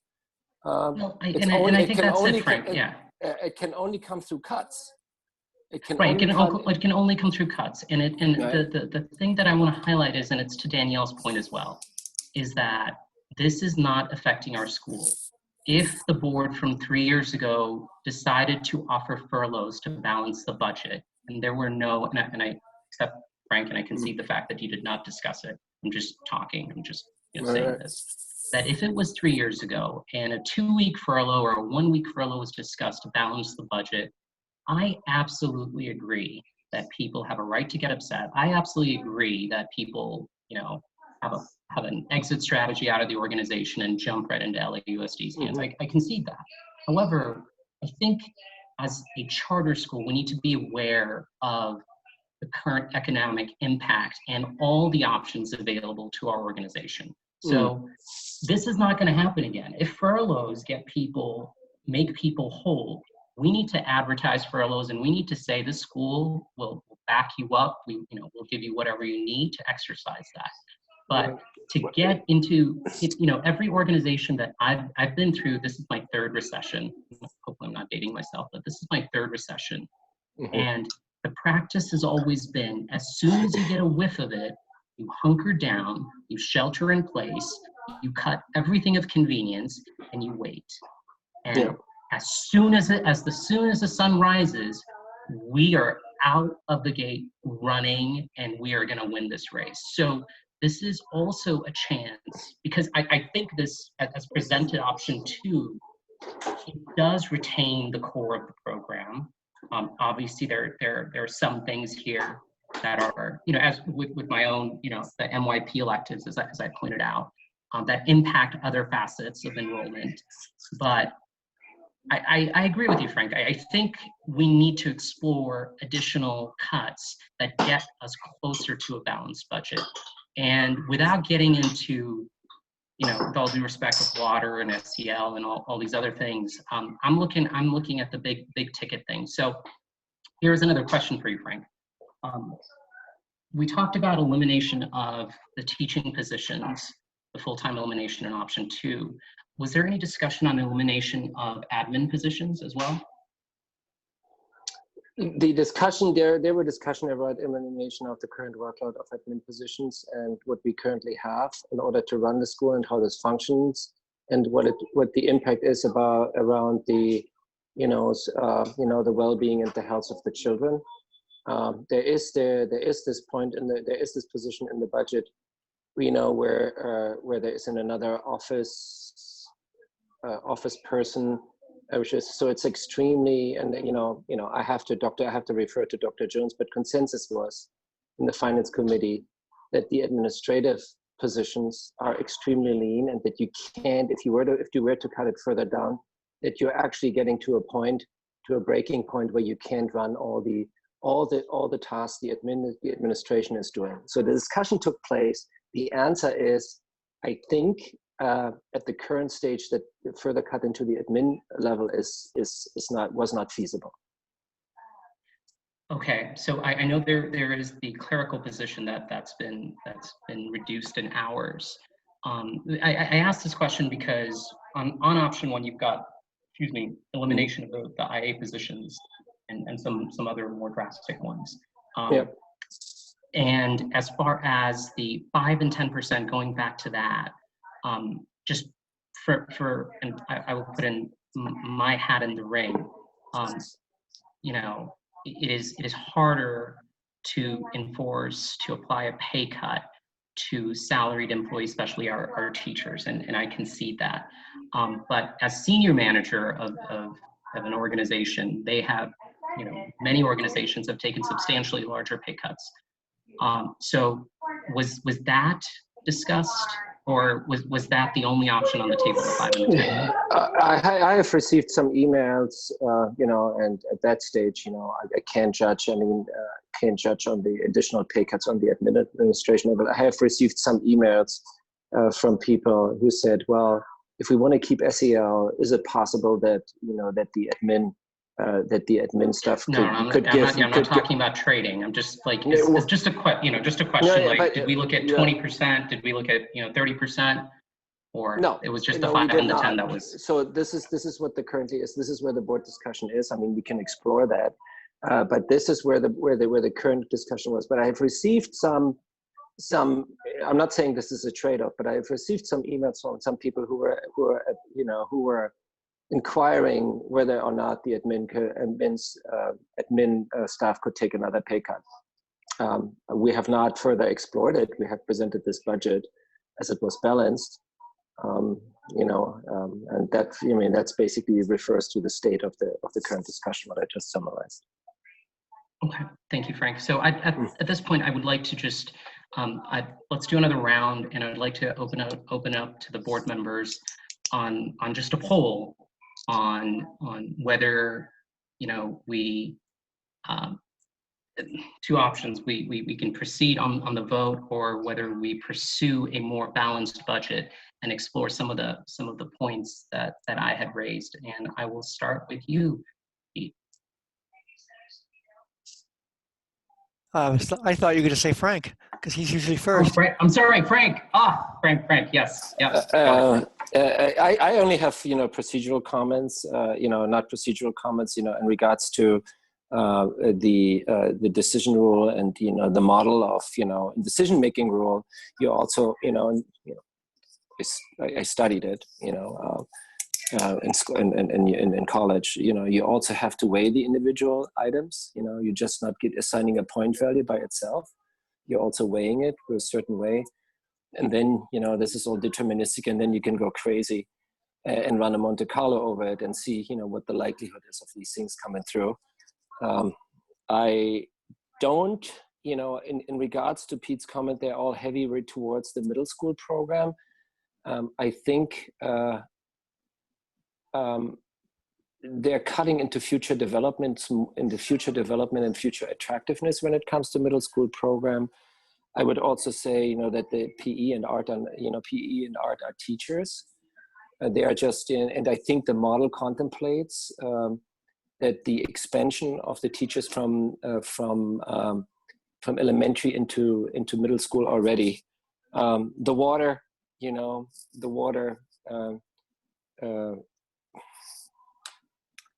the paper, the consumables, I think there is some, I think that's what I meant, when we talk about, getting a grassroots campaign in order to close the budget gap. I personally, my opinion is I would not go crazier on the cuts. I would just try to refocus us. And then if everything goes well, unless our enrollment really drops in, I think that would be the trigger point for me to consider further cuts. But I think we should need to start focusing start to raising our revenue, and closing the cuts, through closing the gap by more cuts, unless required by enrollment. I would just ask us to focus our attention, or I would focus my attention of raising the revenue through a grassroots, corporate campain, because we're only short here for $100,000 if everything goes well. I don't agree. I don't disagree, but Frank, just to go back to the poll. So would you be in favor of exploring further reductions? I'm always in favor of exploring, but Okay. I think I'm always in favor of exploring, but I think that option 2 is pretty defensible. No, I'm not saying it's indefensible. Yeah. I'm just talking. I'm for further exploration, because what my understanding of the process is, we're not approving a budget today. We're giving the administration further guidance, right? And the finance committee administers these guidance, which is received from the board. And I think we have 1 or 2 more meetings before we have a presentable budget. So that's my understanding of the process. We are not voting on anything. Yeah, exploration, I'm all for it. Okay, well, I think there is something on the agenda to vote on to make a final proposal. And just for all the trustees, we can have as many board meetings as required to get this done, but we do have 2 regular meetings scheduled. Okay, thank you, Frank. So Pete. All righty.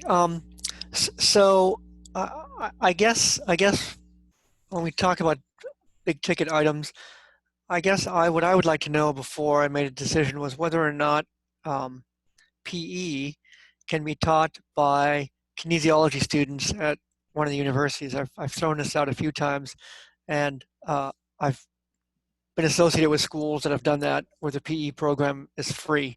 It seems like that seems like a lot of money to kick a ball around. And I will tell you, I agree 100% that outdoor activity and being some physical fitness is absolutely important for kids, especially in this day and age when obesity is an issue. Absolutely. But I also don't think that that should cost $55,000 at a time when there are other things that are probably less, that we'd be less able to replace. So that to me would be one big ticket item I would want to see worked on in terms of reducing costs. I've already talked about the art and stretching that out. I also agree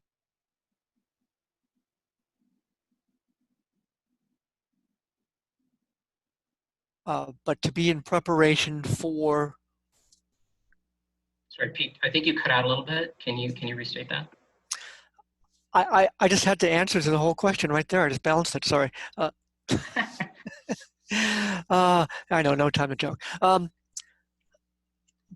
So I don't think we have to get to balance, but I do believe, like I said, I am concerned about the outstanding litigation, and I'm concerned about how many students will actually end up being enrolling, and I'm concerned that fundraising will be more difficult as people recover from a year, this year, from all the financial stress that a lot of people and companies are under. So I agree that if we could do it through revenue, that'd be fantastic, but I just don't see it happening in the short term. And so unfortunately, I think we need to take temporary, somewhat draconian measures where we eliminate some things that people think are important and are important, but they can't all be equally important. And if it comes down to it, $55,000 for PE is excessive.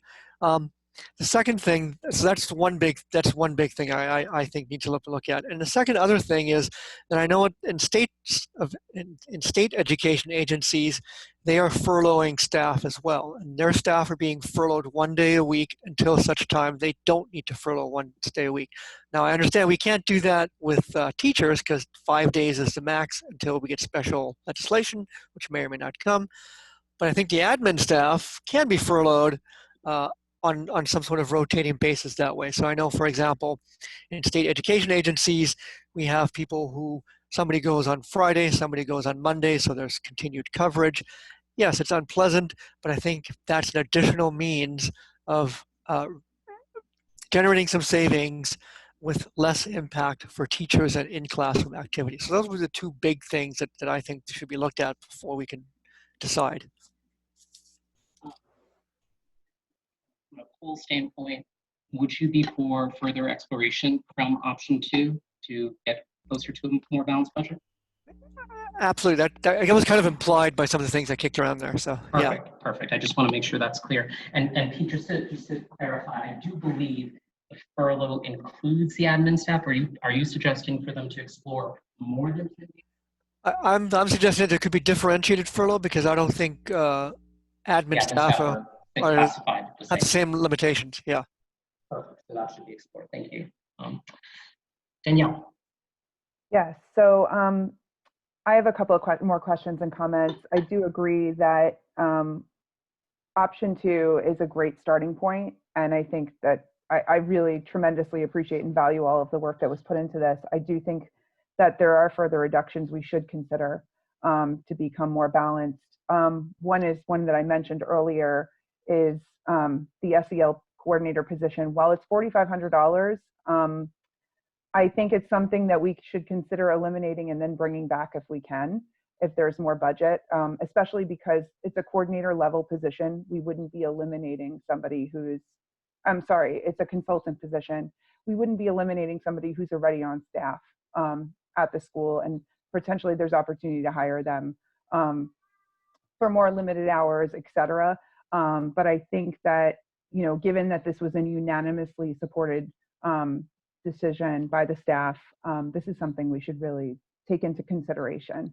The other line item I wanted to mention was the IAs that I mentioned before, and I don't know if that was something where we considered maybe eliminating one of those positions versus 2.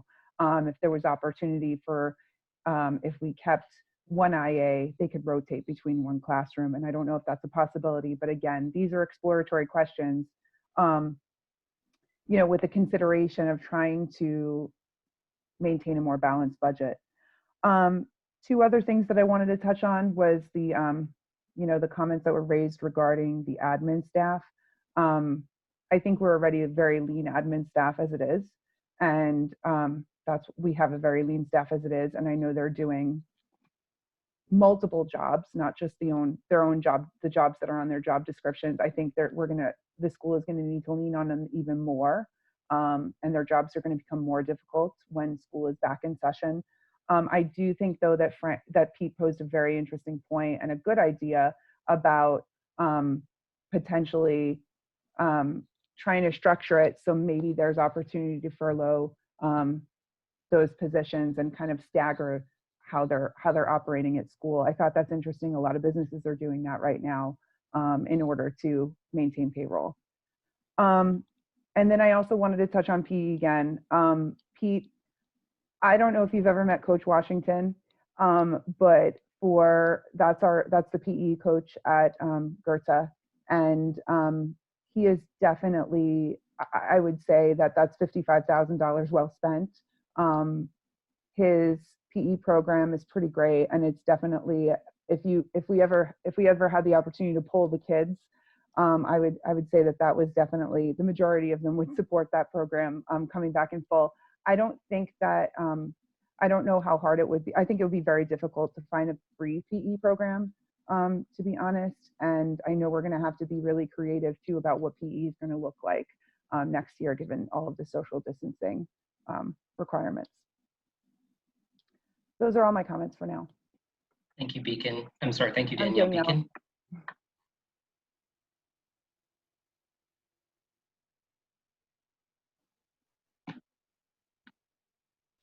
Beacon, you there? Yes, I'm sorry, did you call me? That's right. Yes, so I think there are many arguments to look at option 2, and as parent representative, as many parents have told me that they support option 2, I've also had as many parents tell me that they want to see more drastic cuts, and for that reason, I would like to explore it further. As far as SEL consultant is concerned, you know, our SEL consultant deals, she's the most direct student contact for crisis and transition, which is 2 things that we are dealing with very strongly with COVID-19. She is very, very close to the children. As a matter of fact, on our impact report, you know, one of the biggest impacts was that the kids would definitely lose out if she were no longer there. The kids recognize her face as someone associated with someone who cares for their feelings, and during this time where they've been out of school for so long and are now returning to school, even though she's not a staff member, she is a face that is very well recognized and very cared for. All right, thank you, Beacon. So I think there's unanimous consent from the board to pursue further exploration of cuts from option 2. Now, I would like. Can we specify? So, what's the end goal? Is it getting into? I can. Yeah, I'm just going to go through it right now. Yeah. Okay. So okay. Perfect. I think the places for exploration as listed has been increasing the furlough of the admin staff in a staggered fashion, and to explore the legal legitimacy of an approach towards that. We also talked about PE, exploring alternatives to PE. As mentioned by Pete, it's not necessarily a core of the program. So what other options do we have? I mentioned the admin, exploring the elimination of an admin position, and I think we had Frank and Danielle say that you know, there's information that they are very lean. So I'm not sure if that's gonna, that and I would also add salary reductions, exploring salary reductions, greater salary reductions for potentially teachers and admin. But start with the senior management. What about the SAL position? So I have 5 items. Yeah, and the SEL. I mean, those 5 items, SEL, if you guys want to explore it. So what's the goal we need to get to what they call the German eine schwarze Null, a balanced budget, a break even, or I think that the board unanimously wants to get as close to a balanced budget as possible. Can I make a motion for a 5-minute recess?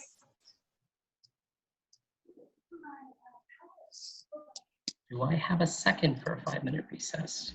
I'll second. All right, we will meet at 6:22. We will be in recess. Thank you.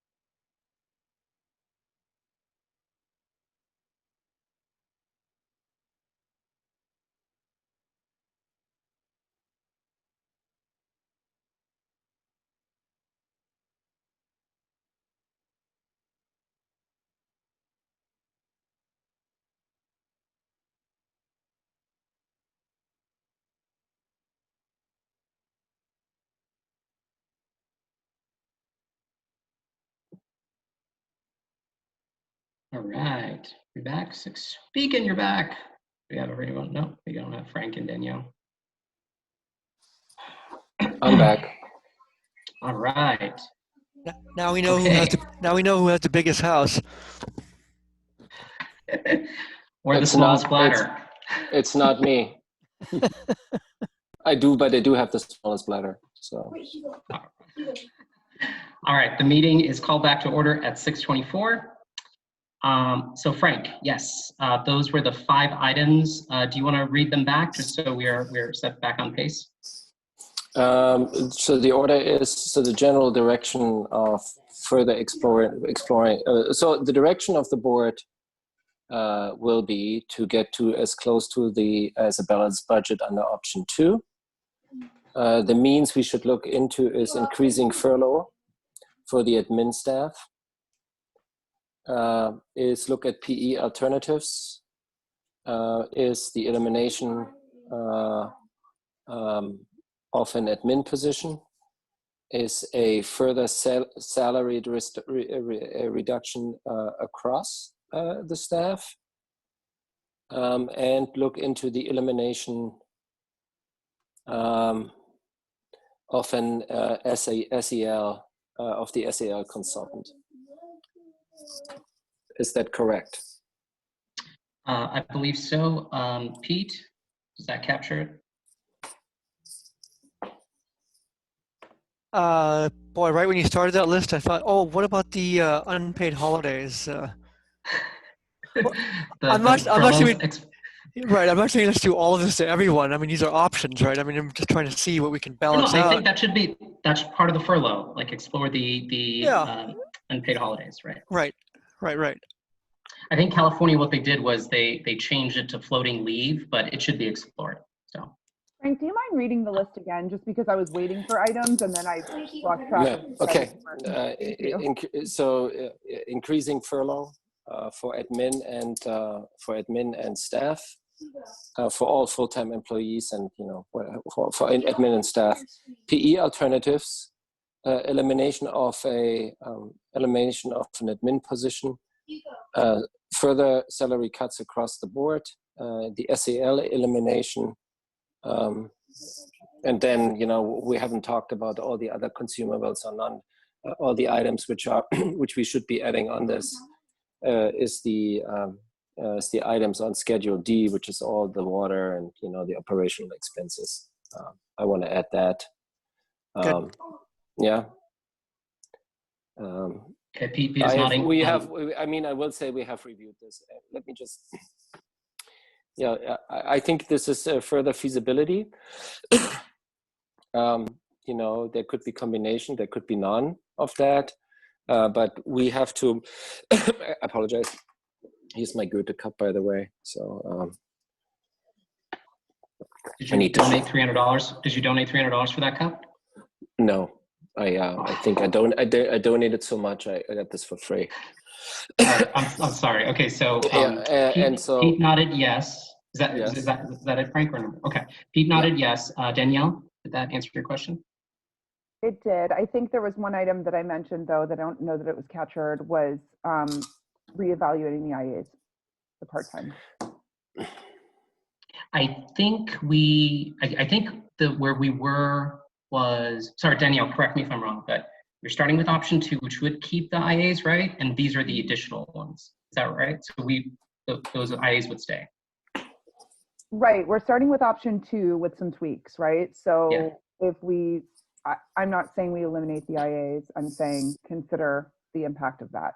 Either the reallocation in option 2 of that. Mm-hmm. Okay, got it. Perfect.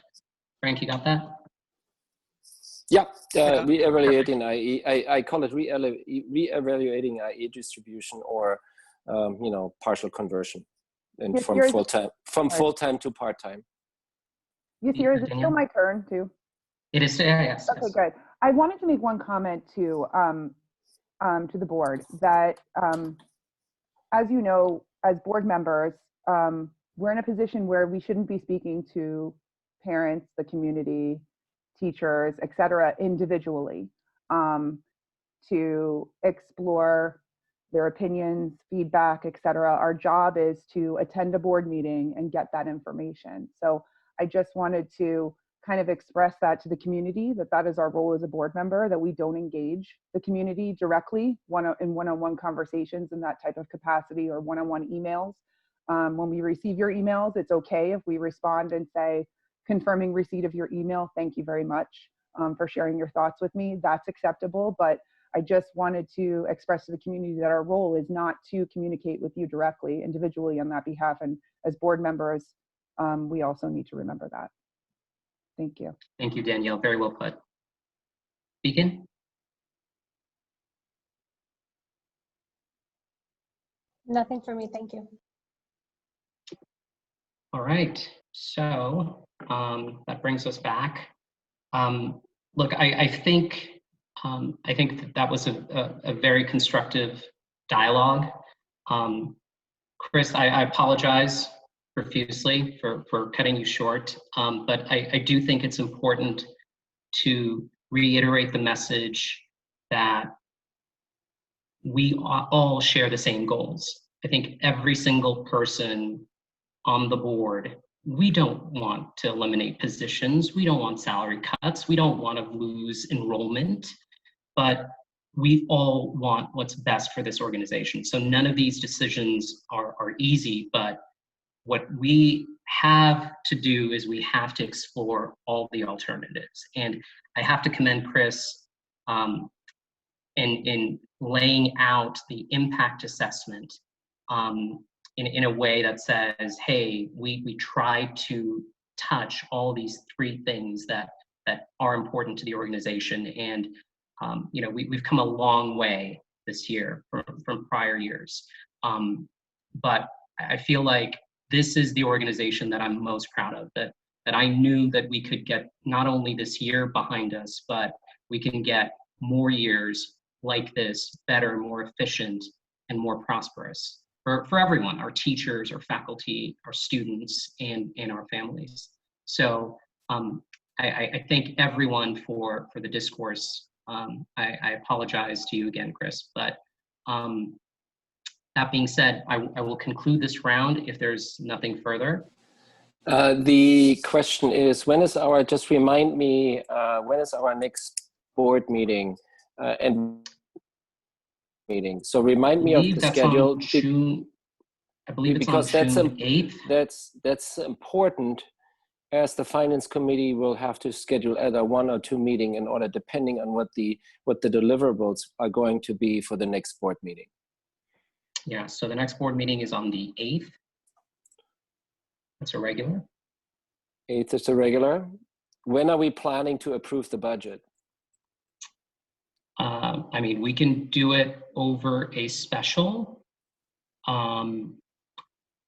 you know, beforehand, if you guys can get us something together, but otherwise, no, we I don't think it's feasible personally, and we need we and the administration, you know, this is a big blow to them. So what they have proposed is a balance act. What we're asking them to do is very, very difficult, and it's very. I thought personally that this budget would sail at that point, and that we'd further refine it. But that's a big blow. That's a big blow to their motivation. It will take a little while to lift up their spirits after that. So the 8th, I think, is my question is more. Do we need to approve the budget on the 8th, or can we have a budget? Can we have the budget approval meeting later? When do we have to submit to the state? I believe we have to submit it by June 30th. So then I would propose that we just go through the exploration but Frank, something to think about is also contracts. Correct. So I don't want to get contracts out on June 29th or June 30th. Okay. So can I, Frank, leave it? Let's if you can mill it over. Yeah. I mean, we have the 8th, and I think all the board members, if I can get a nod, that if we need to have a special beforehand, before the 8th, I see Danielle nodding, Beacon is nodding. Yep, Pete's a go. So if we need to do it before, we can. I think also we'd like to do it before. If not, let's aim for the 8th. And Okay. God willing, if not, we'll do it on the 15th. But I don't want to keep contracts. I don't want to keep contracts out that late. Okay, understood. Yeah, I forgot about the contract restrictions. Yeah, I sorry. Okay, good. Thank you, Frank. Okay, I'd just like to dovetail what Frank has said as far as a blow to the admin. I don't want it to come across as that. This is information gathering, and you guys did a fantastic job. But let's get some more info. Let's come back and take a look again. So thank you, everyone. That being said, we will move on to the next agenda item. So approval of the recommendation of the Finance Committee included at least $340,000. I would like a motion to table this vote until the next board meeting, special or regular. Do I have a second? A second. A second. There's an aye for me. Frank? Aye. Pete? Yes. Danielle? Aye. Beacon? That's a yes for me.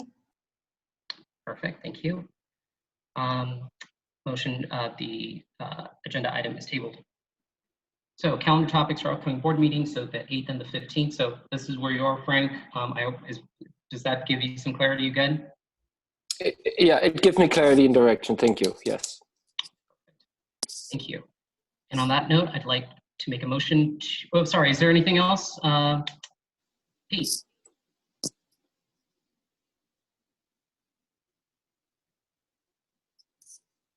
Okay, Danielle? Nothing for me. Beacon? Nope. Perfect, thank you. All right, then on that note, I'd like to make a motion to adjourn the meeting. Do I have a second? I second. All right, all in favor? Frank? Aye. Pete? Yes. Danielle? Aye. Beacon? Yes. There's an aye for me as well. The meeting is adjourned at 6:34 p.m. Thank you, everyone. Ciao. Bye, everybody. Thank you.